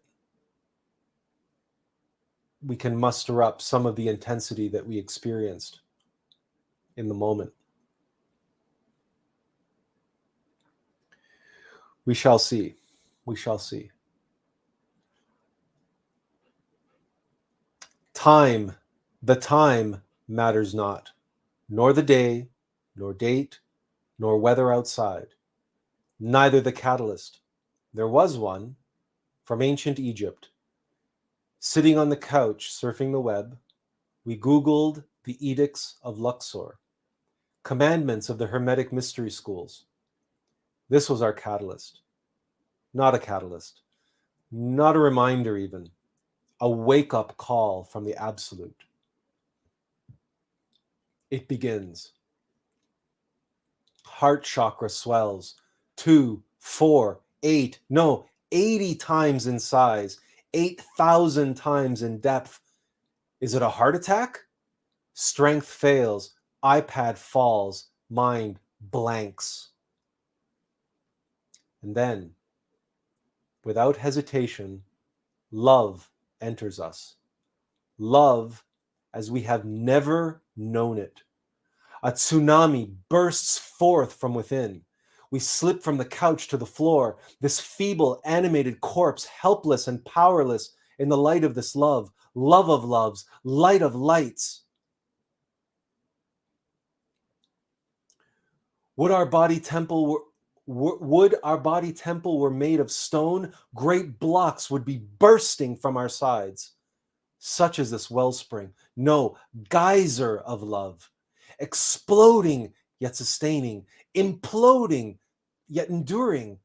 No tsunami, no geyser, no eternal fountain. A star has gone supernova. A sun is in our chest. The sun is in our heart. The Christ has come to visit. And it burns with the fire of fires, shines with the light of lights. From behind my cold eyes, I see it beaming, brought forth from the great treasury of the light, and I am blinded to all but its glory. Heart wells up, throat chokes up, eyes wide shut. We are a fetus curled up in the womb, welled up, ready to burst, walled up in our tiny apartment. At any moment now, it too will burst, just as sure as we will, and we do, burst. Tears pour from behind sealed eyelids, and we cry out in wailing agony of pure joy. Oh God, oh God, oh God, we thank thee, we thank thee, we thank thee. O Divine Mother, Isis, Shakti, blessed, holy, loving, blessed, holy, loving, blessed, holy, loving. Thank you, thank you, thank you. No reprieve, no halt in the torrent, no pause in the fusion. Diaphragm trampolines, and our gut is love punched drunk into exhaustion. Heart beats our max into dust, our body registering on the Richter scale. Skin soaked in a soup of sweat and tears, and still the love is there, swelling and collapsing, erupting and imploding. Boiling magma plumes in our chest, illuminates us with the light of lights, and we are completely helpless to resist, pathetically incapable of containing, let alone hosting, even the essence of the presence of our guest, the Most High, the Christos force, he who comes in the name of the Lord. Hosanna in the highest, Hosanna in the highest, Hosanna in the highest. Thy kingdom come, thy kingdom come, thy kingdom come. Thy will be done, thy will be done, thy will be done. So be it, so be it, so be it. Hallelujah, hallelujah, hallelujah. Thank you, thank you, thank you. Oh God, we thank you. It goes on like this, and eternity passes with an infinite ball of burning love in our chest, and we observe ourselves filthy and unworthy of this guest in our house. We have no three kings to greet our Savior cometh, among the barnyard cubby of our animal mind. What gifts can we offer but the filth of our minds, the pain in our hearts, and the stress in our body? What precious offerings can we make to Christ our Lord cometh? Yet still, all we feel is eternal love and gratitude. There is no shame to speak of, here and now. We are incapable of that shadowy pride. Our egos have fled to the darkest corners of our mind. Those wasps flew from the flame of flames, and our heart cries out only with the joy of joys. It is what it is, and that is all. It is what it is, and that is all. It is what it is, and that is all. I am that I am. I am that I am. I am that I am. Eheye asher eheye. Eheye asher eheye. Eheye asher eheye. O God, O God, O God, thy will be done. Thy will be done. Thy will be done. Thank you. Thank you. Thank you. It continues, endures, sustains, awakens, exalts, praises, sings. The ode to joy, played by 1,000 orchestras, sung by 1,000,000 angels, blaring in our heart mind, resonating through our being, rings forth the truth of truths no mortal man can describe. The love of loves no mortal man can know. How could he, when here we are but touched by it, overcome by the glory of glories, crumpled in an ecstatic heap by the joy of joys and the bliss of bliss? With not but a drop of its limitless light, we are bawling our eyes out, crying our heart out, wailing with the agony of eternal happiness. We are reduced to a blithering child. So weak are we in the wake of the resplendence of resplendence. Kyrie eleison, Kyrie eleison, Kyrie eleison, Christe eleison, Christe eleison, Christe eleison, Pater noster, Pater noster, Pater noster, Ave Maria, Ave Maria, Ave Maria. We thank you, we thank you, we thank you. Hallelujah, hallelujah, hallelujah. It goes on like this some more. Gloria in excelsior, majesty, magnificence, rejuvenation and resplendence give way to mercy and freedom, and we are released in mercy and love. Our visit is at an end. Our exhausted and spent self lies helpless on the floor, and still we can only pray and thank and feel. The residual heat and light and love from our cosmic visitation, our heavenly house guest, who came forth from the boundless nothingness into our hearts to touch us, give us but a taste, and let us drink from the fountain of sweet ambrosia, dip our toe into the ocean of love that glows with his golden blue light, the light of lights, the light of Christ, who was in the beginning, is now, and shall be. May he come again to judge the living, these wretched eyes who pollute our temple, and the dead, those wretched souls suffering in hell itself. So be it, so be it, so be it. Amen, amen, amen.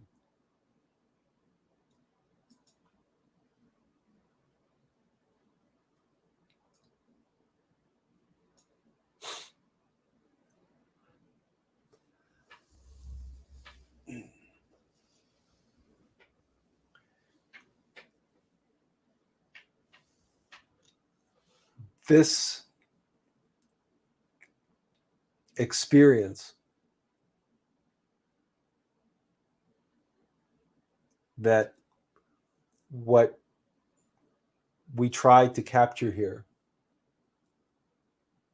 in this poem, everything that's in quotation marks, is what were the words coming out of us during this experience. Everything we spoke in threes. It's just everything we said 3 times. And everything was coming just through us, out of us. And we were literally crumpled up on the floor as we described.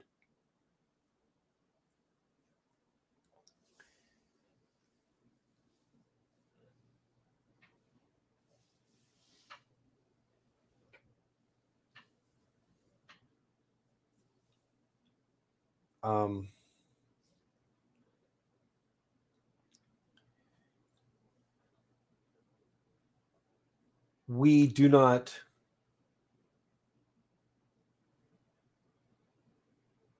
it's not that we take offense at individuals who, or the new age or new agers, or when people throw around this word, this term Christ consciousness. It's not about that. It's not about that we take offense to it. It's that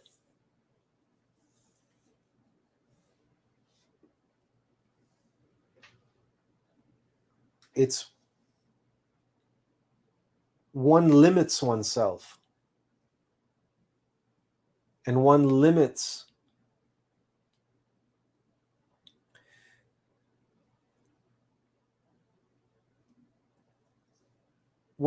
oneself if one tries to reduce the majesty of what we're talking about here, of the experience of this, of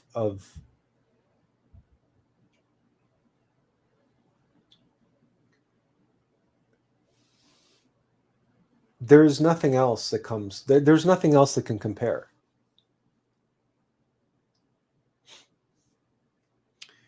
So Seacat says, okay, so she says, very beautiful, I have felt this, your poem. I became very infant-like when I surrendered who I was to Christ.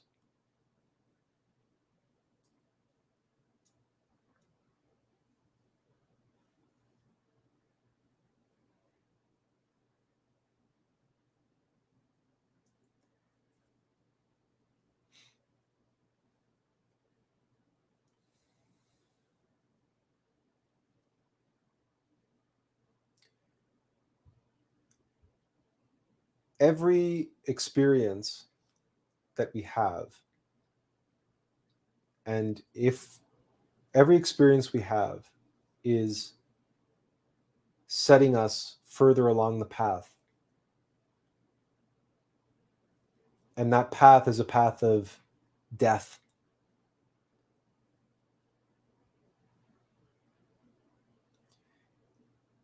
and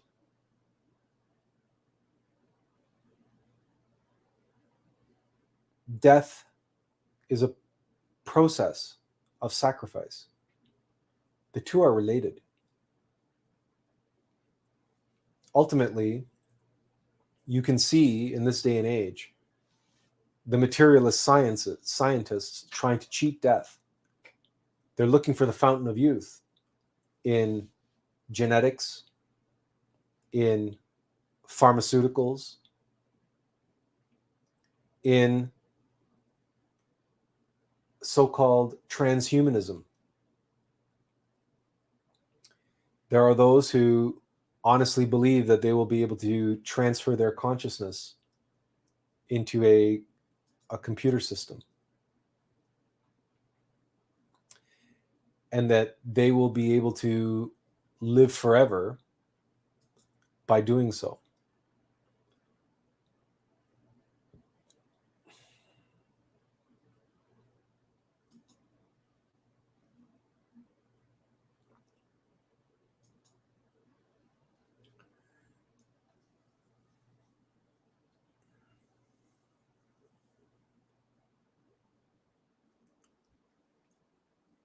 But all of this is the ego's way of trying to be Christ-like while avoiding the three factors that are necessary to become like Christ.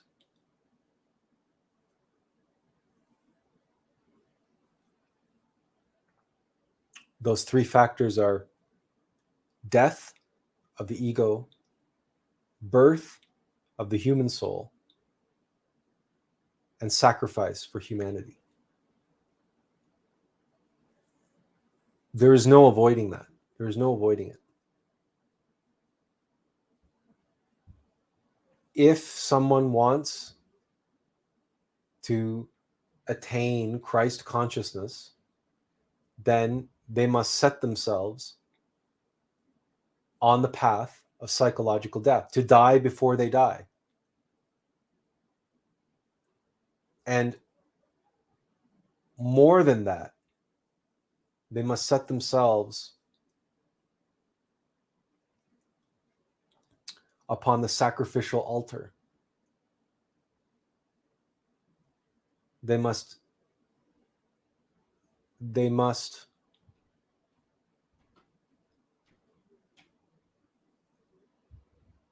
promise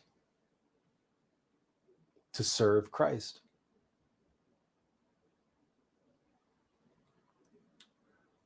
On Friday, we talked about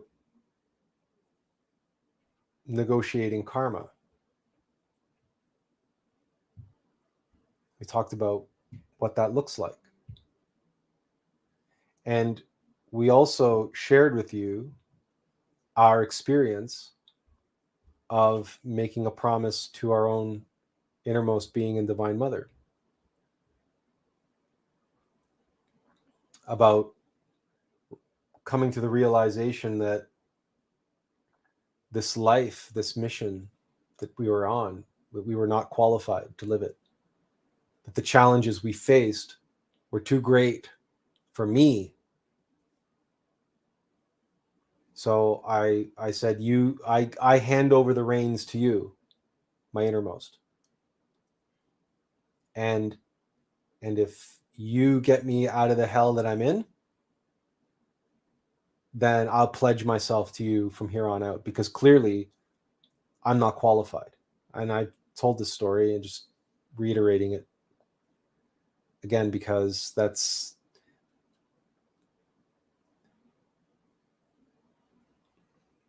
everything which has unfolded for us has simply been like CCAT. The word that she uses here is surrender.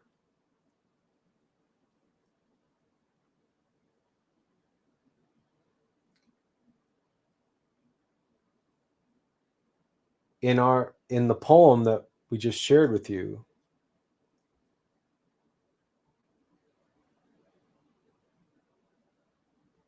it's not that we became childlike in that experience.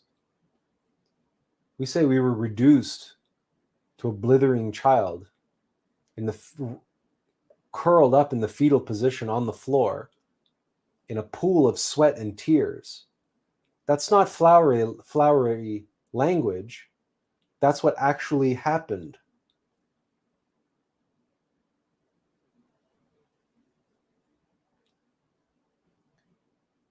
We were made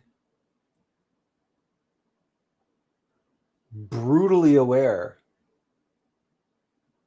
of just how unqualified and unworthy we are.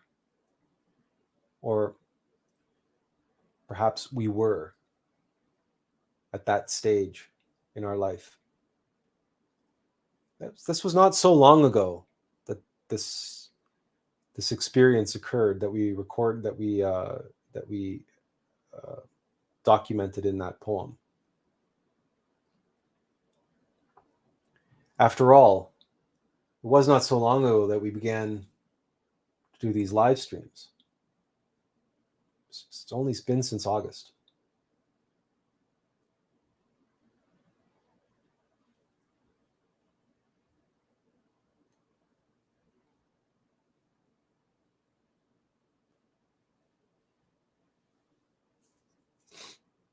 But we are here as our last talk before Christmas, because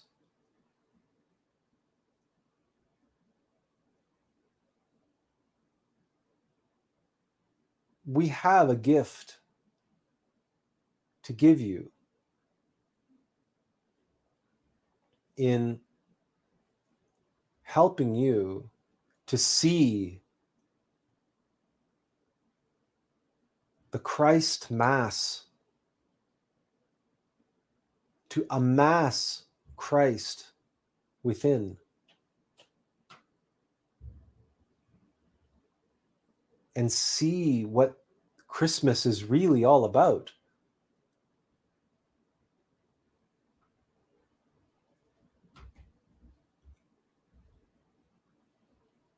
There's another film that is very famously associated with this time of year, and that's It's a Wonderful Life. And that, of course, stars Jimmy Stewart, and the story of, I can't remember the character's name, but he's about to throw himself off a bridge because there's been a run on the bank, and he can't the bank has gone bust, and he can't pay the depositors their money, and he's about to throw his life away, and then an angel appears, his guardian angel, and walks him through his life, and shows him all of these moments where he made a difference in the lives of others. And of course, it's the whole purpose of it is that Jimmy Stewart's character has a transformation, and he realizes his life hasn't been a waste. It's been a wonderful life, and that it's worth continuing.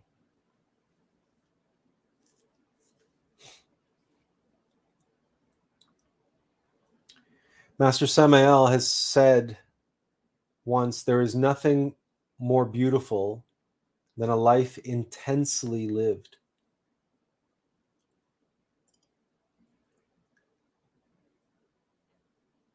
Our experience of the Christ, which we attempted to convey in that poem,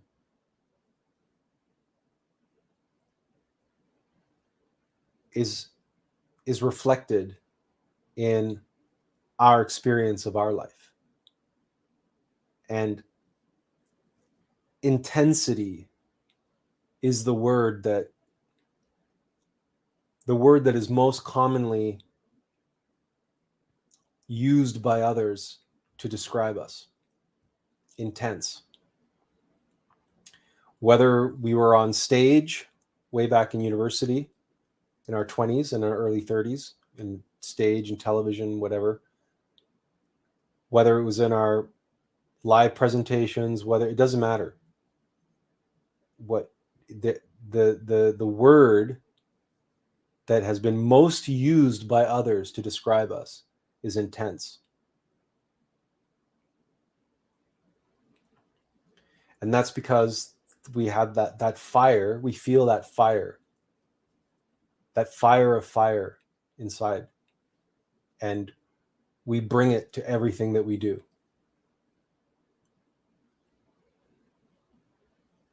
And so when we were at last given an opportunity to experience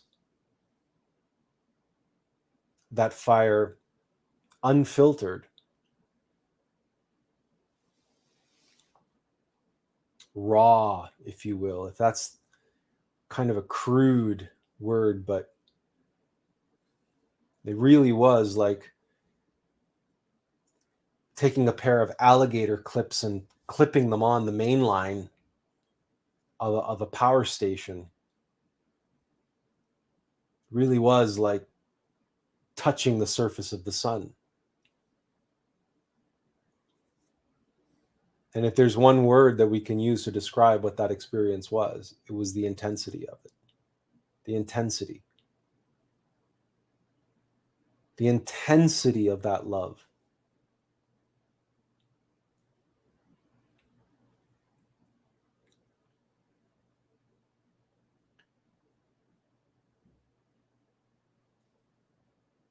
You know how even in this commercialized version of Christmas, you know how there's this last minute rush to run out and get gifts? And there's this like panic that sets in. Even in this over commercialized version of Christmas, there's always the last minute running around and wrapping, especially with men. I mean, I think typically men are more stereotypically like this.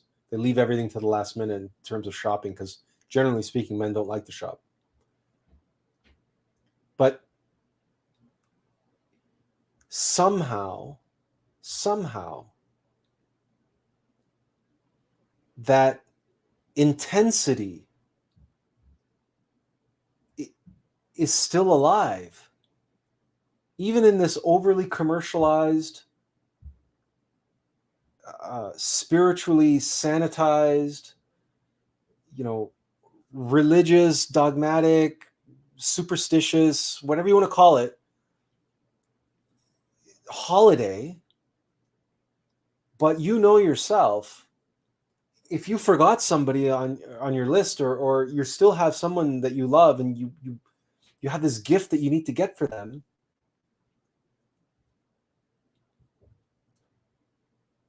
they even made silly films like about this. There was one with Arnold Schwarzenegger called Jingle All the Way, where he has to find some stupid toy for his son, some action figure, some hero doll, and the entire film, it's this silly comedy where he's going through hell to try to get this toy for his son for Christmas. But it's this intensity about it. There's an intensity about this holiday.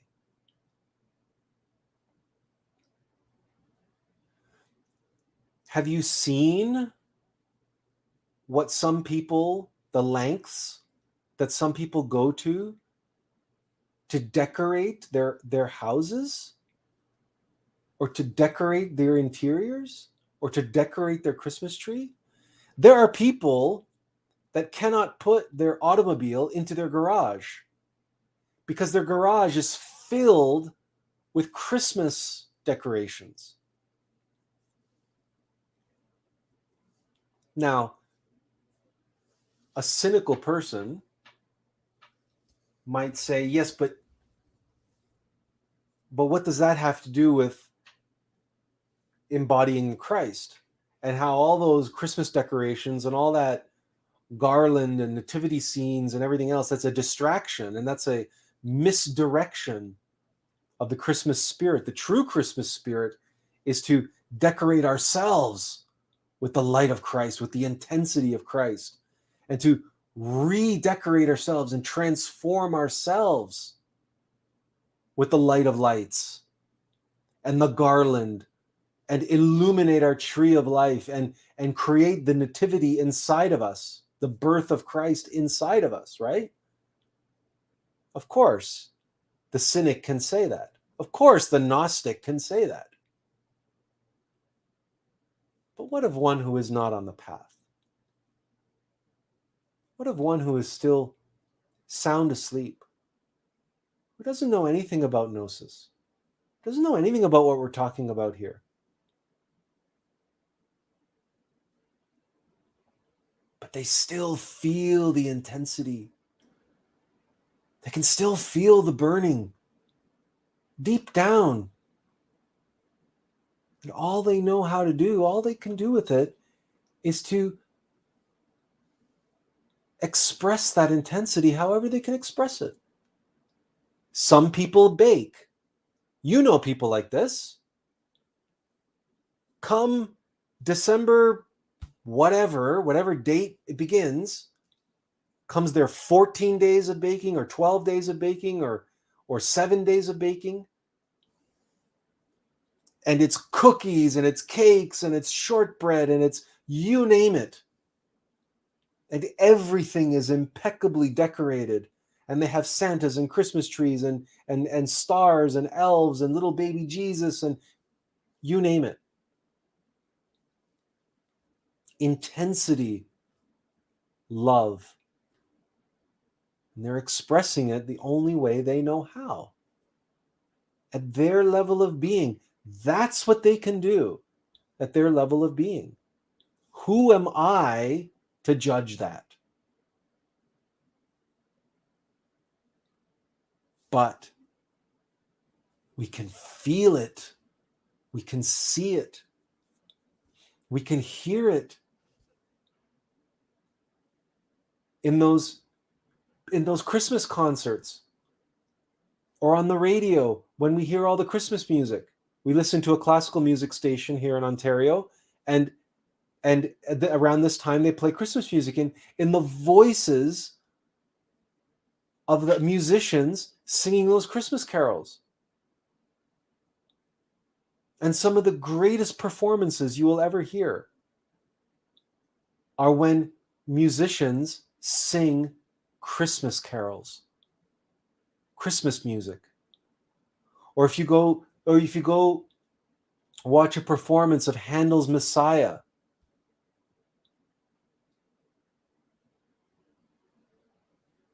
and sure, a cynical person might say, yeah, but that's just Christmas carols and blah, blah, blah, and this and that. Everybody is at whatever level that they are at.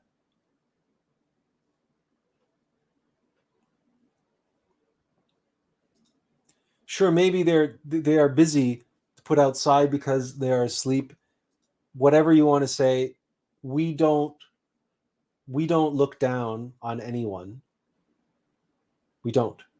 And we don't look down on Christmas. We don't look down on any Christmas tradition or expression. If someone wants to cover their house in 100,000 Christmas lights, more power to them.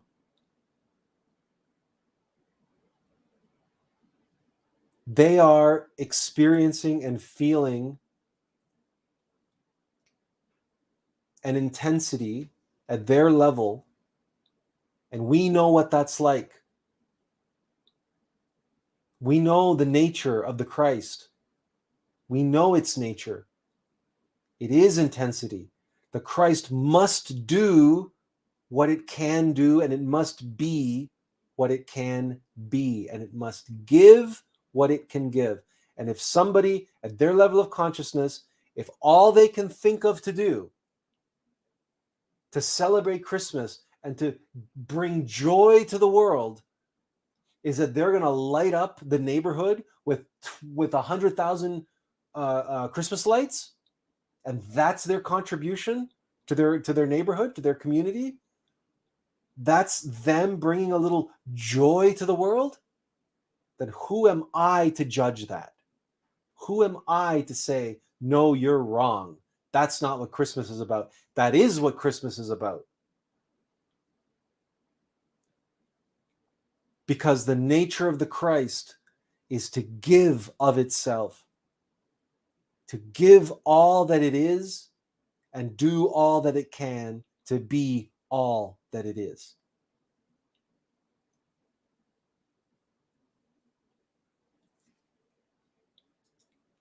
Serena says, this makes sense. In my family growing up, there was always fighting and drama on Christmas Eve.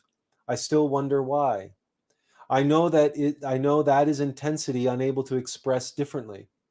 I was meditating on this today because I love Christmas. I'm working to establish my own ritual welcoming it. Like, for example, waiting for the sunrise from above in prayer.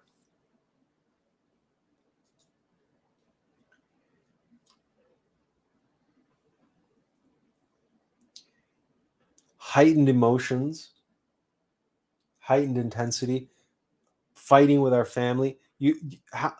Why is it we all experience this, right? Why is it that we have the most terrible fights with the people that we love the most? Yeah? Seacat said earlier, the nature of the Christ is love. Well, we feel the intensity of that love. Sometimes we feel it the most when we are fighting with the people we love. Family, spouse, right? Isn't it interesting? Because the energy, the fire is there. It's the problem is when an ego filters it, right? An ego gets in the way. So what happens is if you have the pure intensity of light, imagine for a moment looking into a film projector. Looking into a film projector as the light shines on your face.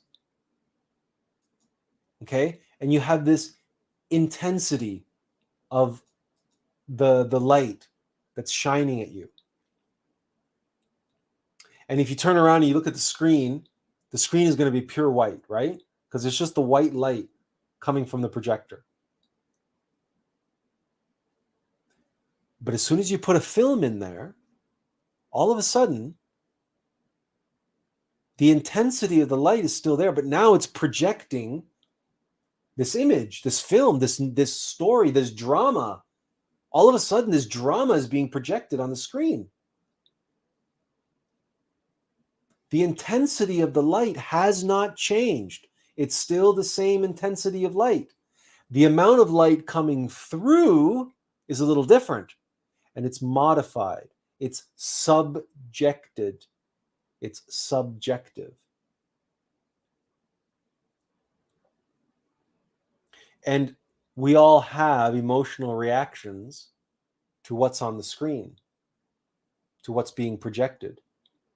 And so too do our loved ones. And because our loved ones are in our karmic family and they share with us many of the same egos, they share many of the same energetic attributes. So of course, we're going to trigger each other very easily, very quickly with that intensity. So those dramas become overblown. And at Christmas time, the energies are that much more intense. They're intensified. And there's another reason, esoteric reason, why that is so. And if you'll give us just a moment, we will, here it is. This is something we can't take credit for any of this. This comes directly from Samael Aun Weor. We never knew this until we read it.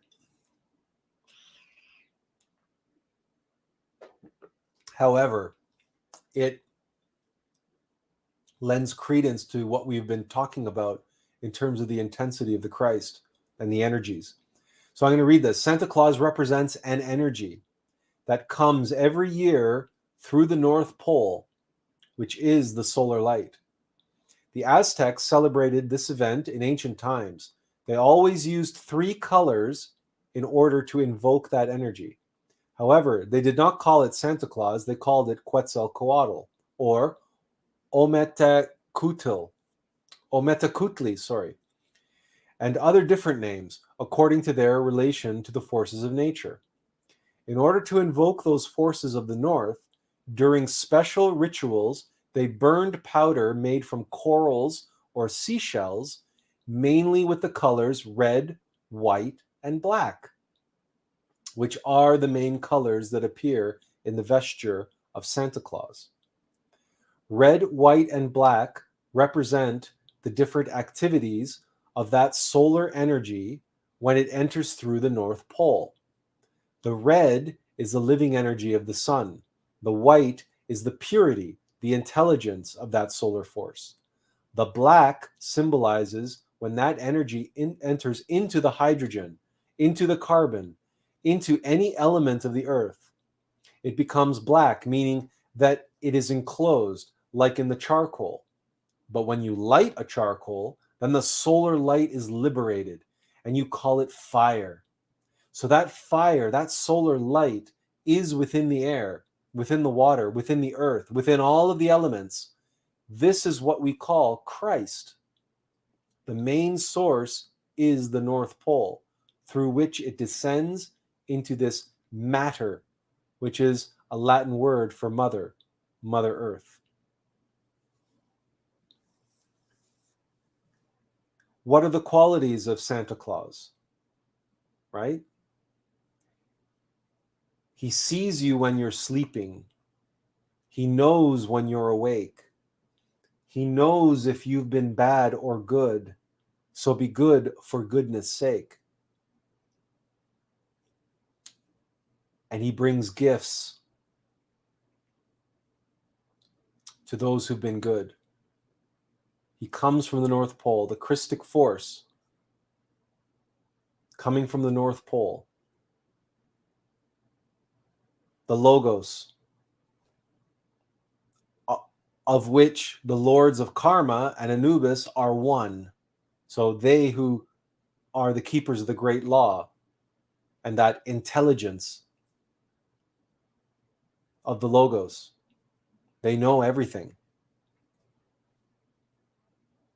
And they know our level of being, and they know our karma. But Christmas is a time of miracles. But that energy, that intensity, that is the Christ. That is the Christ.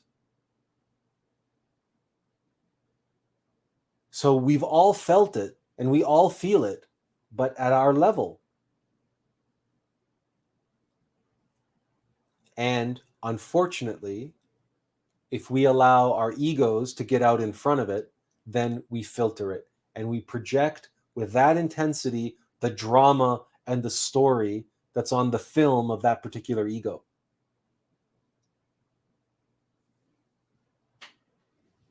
So, unfortunately, you see examples of this when you look to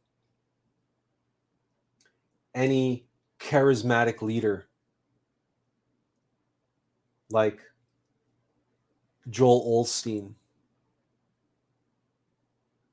or any of those Southern Baptist preachers, where they're preaching with this intensity, where it's this. Or look at the speeches of Hitler.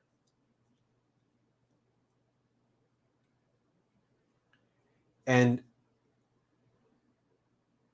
we can speak with knowledgeably about what they're doing. And when you have crowds, when you have an audience, and they're all directing their attention at you, they're directing their consciousness, they're directing their energy at you, you harness that as a performer. We learn how to do that as a stage actor, as a performer, as a musician, as any type of performing artist. Any type of performing artist, no matter what type of performing artist you are, you're really a sculptor of energy. That's what you're doing. You're sculpting energy and you're shaping consciousness. That's what you're doing in real time. The same way a potter spins clay on a wheel and shapes and forms it in real time, a performance artist does that with the energy of their audience. And the bigger the audience, the more intensity they can bring to their performance. And if their performance is designed to be hypnotic, if their performance is designed to be manipulating,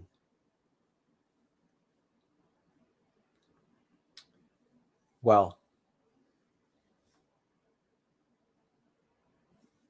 magic is magic. But there's white magic and black magic. And the line that separates those two is a hairline. It's not this vast gulf that people like to imagine. It's a hairline. And it's that subtle at times, the difference. But that's all it takes to be or not to be. There is no vast gulf between to be or not to be. It's to be or not to be. And there's a hairline separating to be or not to be.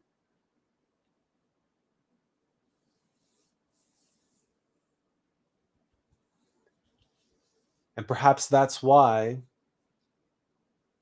the Christ moves with such intensity. The word willpower itself in the sixth dimension, the human soul is a fractional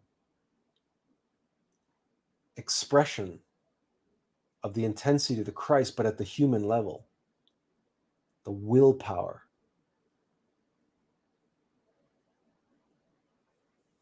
The will of God, the will of our innermost being as expressing through us.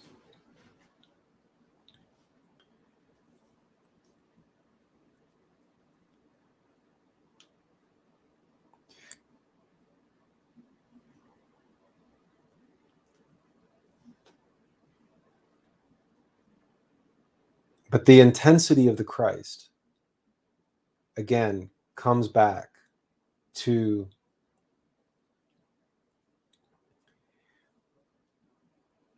the three factors and sacrifice. The Christ is in motion. The Christ is the Word, the Logos, the living, breathing Word of God. The Word must be spoken. Right? The Word, what good is the Word if it's not spoken?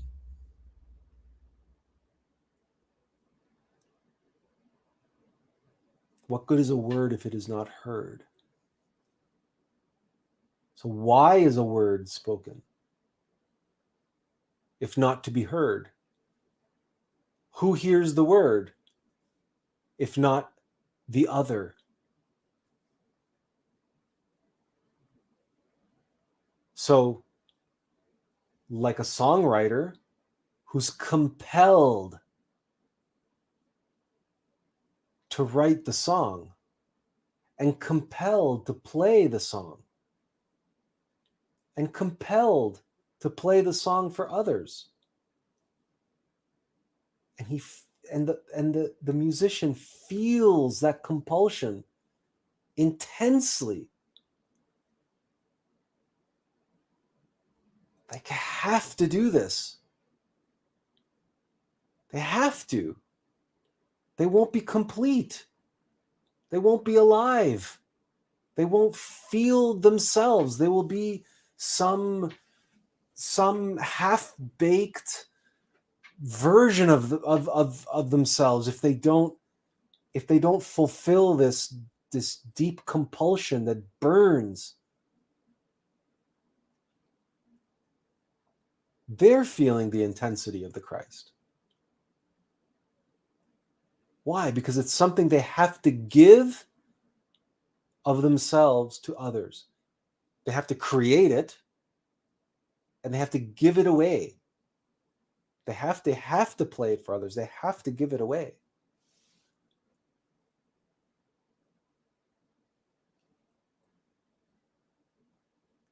All of us have felt that in some way, shape, or form. Even if it's, I have to put my Christmas decorations out. I have to do it.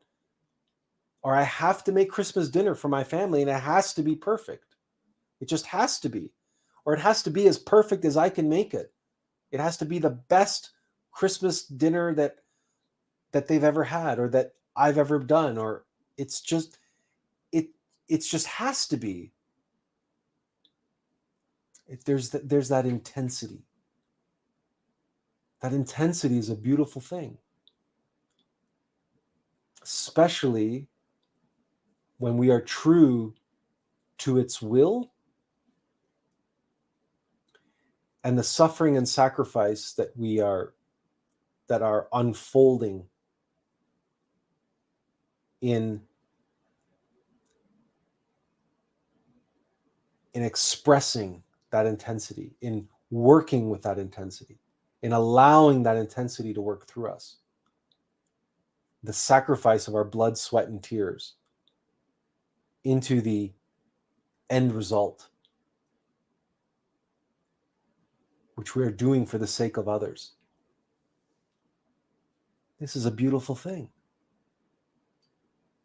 This is what Christmas is really all about. It doesn't matter, giving gifts or this or that. How you express it is how you express it. But the point is to express it, to feel it, to connect with it. Because that is the Christ being born in the manger amidst the animal egos. That intensity, that spark. It just takes a spark. In a manger, it only takes a spark to start a fire, right? So Christmas time is a beautiful opportunity to feel that, to feel the Christ.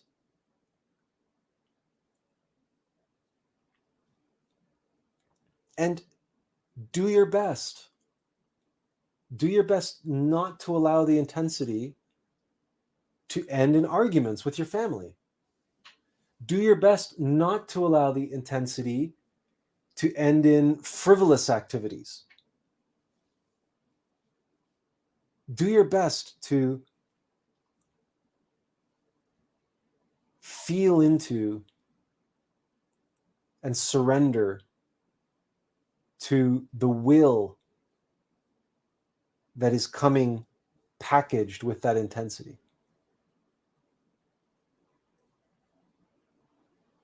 And if you have any doubts, or if you have any uncertainty, or you lack the clarity, you feel the intensity, you just don't know how to apply it, meditate. Pray.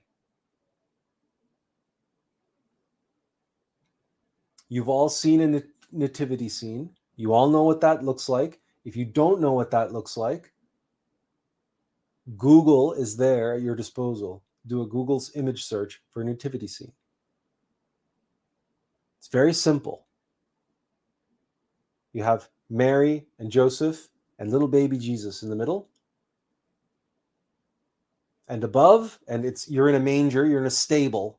Okay, so you can throw a few animals in there if you want. And high above, there's a star and or maybe an angel nearby. And if you want, you can throw in the 3 wise men bringing their gifts to the baby Jesus. That's it.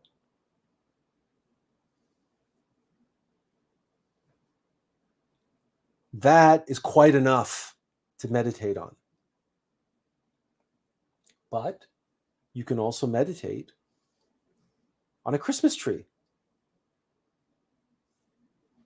You can meditate on a Christmas tree. Why not? Why not meditate on a Christmas tree?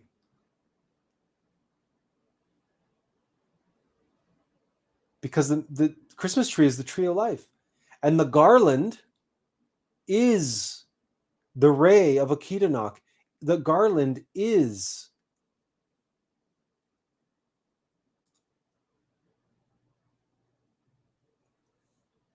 the Christ. Now, I don't know why it's not. Oh, there we go. This is showing the Christ rising back. We showed you this a couple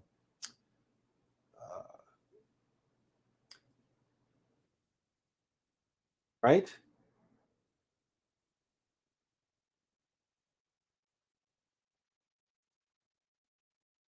So the Christic force descends from the absolute in this pattern, and it returns the same way, right? When the Kundalini rises. And that's all we were showing on the slide. But you can meditate on the actual tree of life of Kabbalah, or just meditate on a Christmas tree. Why not? Relax, concentrate, visualize the Christmas tree, and pray. Pray to your innermost, pray to your innermost being, and pray to the being of beings. Pray to your innermost intimate Christ, the essence, the spark. And if you are the tree of life, if you are the Christmas tree, and the garland is the Christ, the star at the top is the absolute, the Keter, your Father, the Logos. So visualize yourself starting out as just a green Christmas tree, and start dressing, start trimming the tree, start dressing it with baubles and wrap it in garland in your imagination, in your visualization, in your meditation, and pray for guidance, pray for insight, pray for information, and have patience. This is not a activity of exertion, but it is an activity of intensity. You can meditate intensely without exerting yourself, which is a very strange thing to say. It may seem counterintuitive, but you can experience that. So, for example, you can concentrate intensely and not overexert yourself. And then you will know how to apply the intensity and how to make the most of the holidays and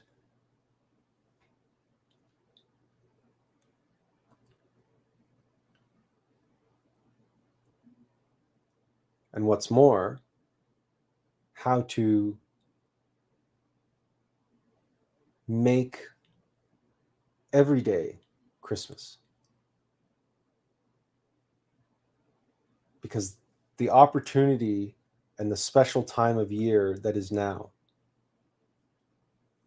just as Easter time, just as any of the festive seasons around the calendar, it's always an opportunity for us to strengthen our commitment to our own innermost intimate Christ.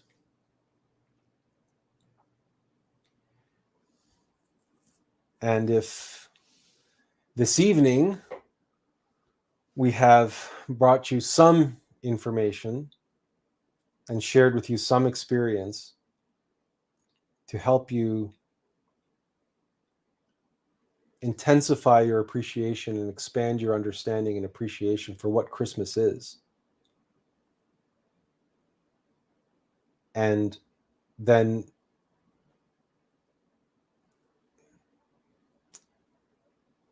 we're grateful for having that opportunity. And we hope that you can take what we've shared with you, and we hope that you can apply it and bring forth all that you have and all that you are, and gift it to all whom you love this Christmas, over these holidays. And may that light shine forth through you and with you for all around you to receive.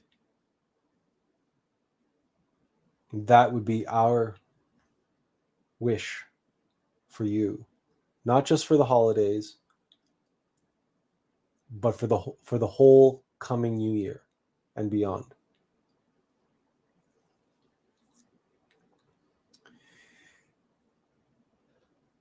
Does anyone have any questions or other comments or anything to share?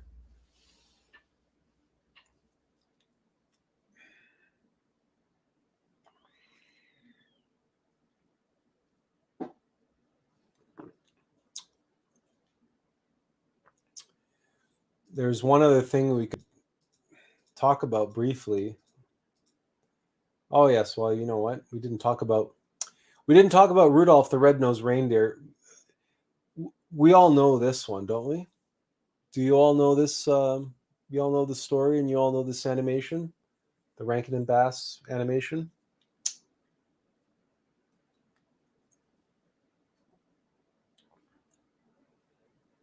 And the song, right? Rudolph the Red-Nosed Reindeer had a very shiny nose. And if you ever saw it, you would even say it glows. All of the other reindeer used to laugh and call him names. They never let poor Rudolph join in any reindeer games. Then one foggy Christmas Eve, Santa came to say,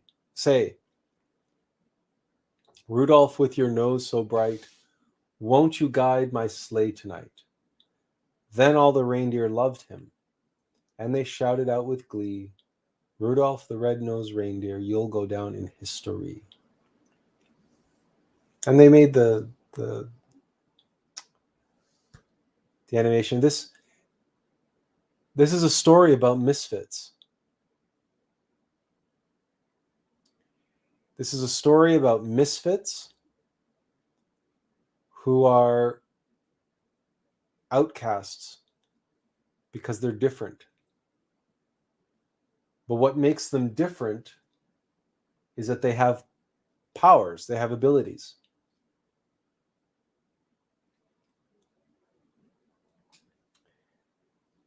And when push comes to shove and when Santa needs their help, they're the ones who end up saving the day. And they transform the world of the North Pole. They transform the world of Santa, and they save Christmas, these misfits.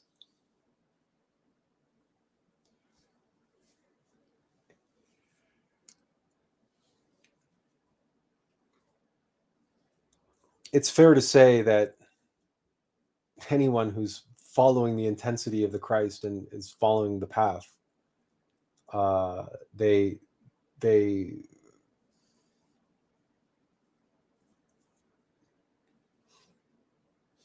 could very easily fall into the categories of a Rudolph. And it's one of these cases where, you know, we have to journey for a long time, being unappreciated and being judged by others who do not understand, but they cannot understand. They cannot understand us. And as we continue moving forward, this film, this little tale of Rudolph, will have more and more relevance. Benjamin says, thank you, sir, for sharing your precious knowledge about the important symbolism and meaning of Christmas. When you shared your story earlier, it reminds me of the song, The Little Drummer Boy, when he felt he has nothing to offer to our Lord Jesus Christ. That's another, thank you for sharing that, Benjamin, because that's another good Christmas story.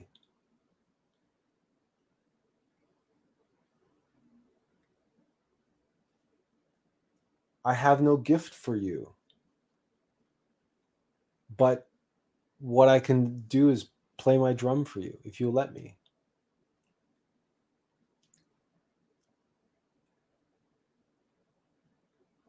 And there is nothing more that the Christ can ask of us, nor would he, than for us to be what we are, for us to be who we are, but truly who we are.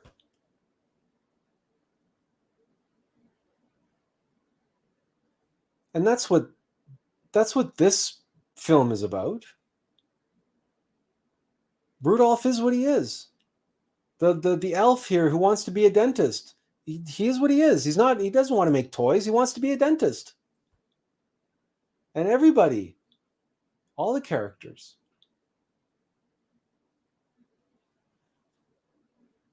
And having the faith to stay true to that. Having the faith to stay true to ourselves.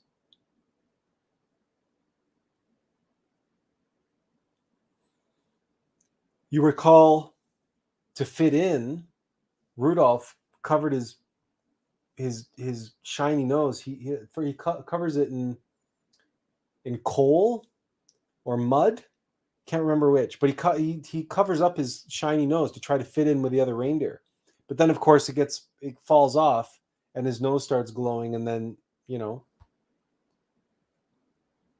his cover is blown, so to speak. But it's a little children's parable, a little children's story, but it teaches us so much, so profoundly, about what the Christ and what Christmas is really about.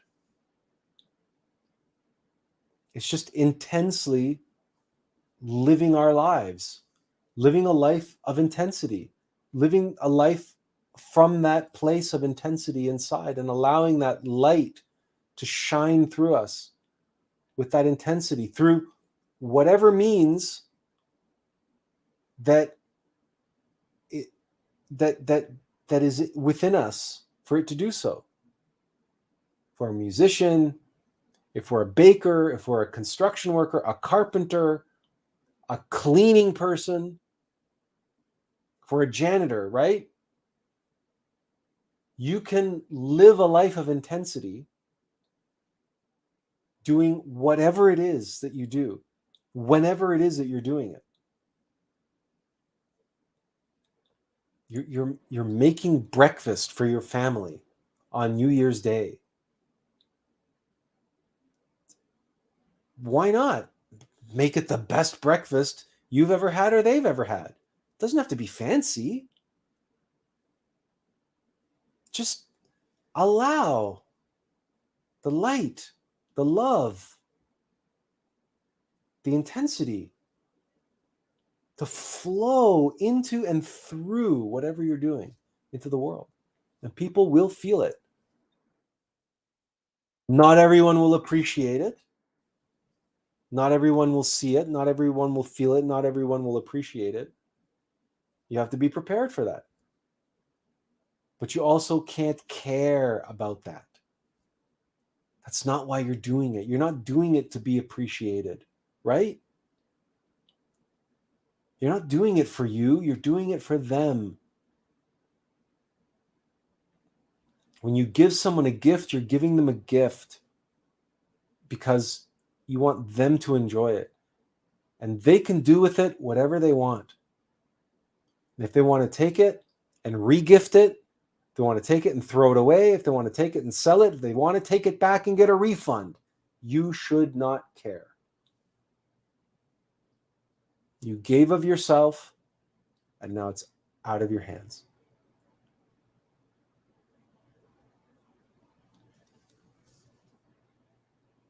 Christmas is a time of year for us to harness the intensity of this time of year to get a really solid feeling for what that's like.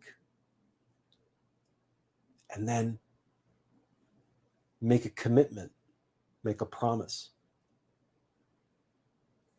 Become a wise man and say, I'm going to make every effort to make every single day, every single moment of every single day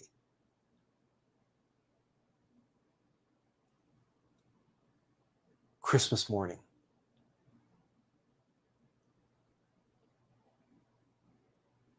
For the next year, I am going to be an illuminated Christmas tree, trimmed in ornaments and garland, with a 5-pointed star upright atop my head on the crown chakra. And everywhere I go, I'm going to be surrounded by gifts, which I'm going to hand out. Or you can say, I'm going to be Santa Claus. Every single moment of every single day for the next year. And I'm going to focus and be aware of when I'm being bad and good and when other people around me are being bad and good. I'm going to try to identify those who are sleeping and those who are awake. And I'm going to give the gifts that I have to give to everyone that I can. And those who are sleeping, I'm going to do what I can to try to help them awaken. But bring Christmas, the intensity, the love, the movement, the word. That word is action, sacrifice, birth, death, and sacrifice. The 3 factors. Bring that with you into the new year. And every day, every moment, every opportunity into the new year. And your life will begin to change. Your life will begin to transform because you will be transforming. The old you that is looking for things, that is expecting things, that is waiting for things, that is demanding life give to you, and is expecting, what can I get? What can I take? What I need, what I want.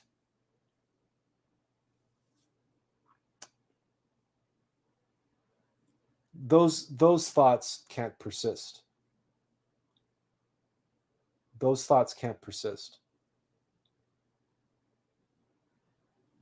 in a space of love where you are looking at every opportunity how you can give of yourself and how you can bring into the world that which is within you, burning inside of you. What I want can't, that phrase, what I want, cannot coincide with what I have to give unless it's all I want is to give all that I can. That's the only thing that I want.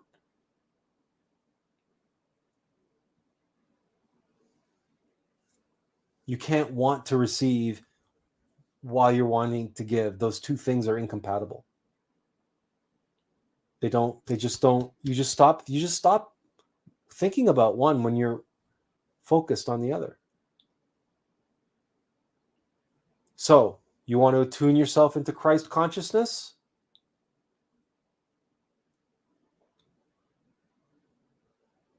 Be a wise man. Begin by giving your gifts of your mind, heart, and body to your innermost intimate Christ, the one who was being born amidst the animal egos of your manger mind and heart and body. Begin there. And when you feel the intensity and the burning of what you have to give to others, serve that. Serve it. Serve others. Give to others. And your life will, and make a commitment in meditation and prayer to do so. Make every day Christmas Day. And what you will discover is if you are also observing yourself, observing your egos, observing your weaknesses, your defects and vices, what you will discover is not only will every day become more and more like Christmas Day, your life will begin to start reflecting more and more the essence of Easter.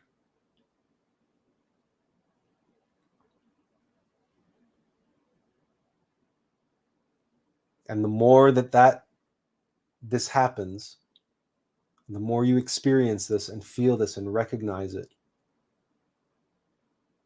the more you begin living your life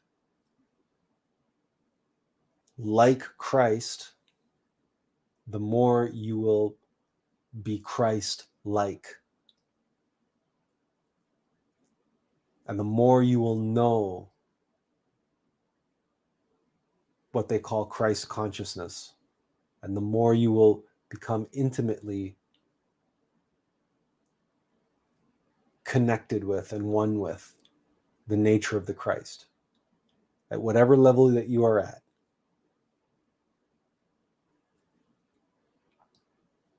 And then you will begin to rise. You will start going to the next level and the next level and the next level. It's inevitable.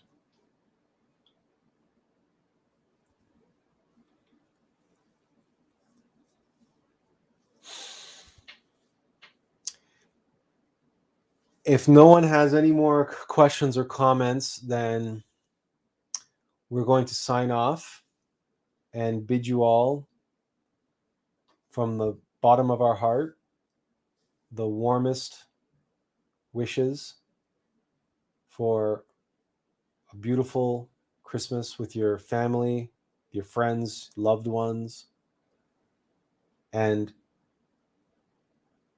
with all of our hearts, may the light of Christ shine forth from within you and fill the hearts of all those whom you touch with your voice, with your actions.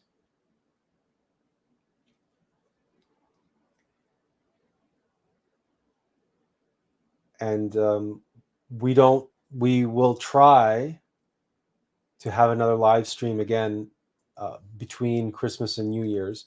We can't promise anything because we have family coming on Monday. So we're not sure when the next live stream. We don't know if we'll get one in before New Year's, but we'll see. Stay tuned, as they like to say. But for sure, 100%, there's no live stream on Friday night because being European, our Christmas is Christmas Eve. That's when we do our Christmas thing. So we can't be doing a live stream on Christmas Eve for obvious reasons, because we're going to be doing our family Christmas stuff. So all the best. Merry Christmas to you and to all whom you care about. And we hope to see you again soon. You're welcome, Eric. Thank you for being here. And Serena, thank you so much. All the best. Inferential peace and Merry Christmas, everyone.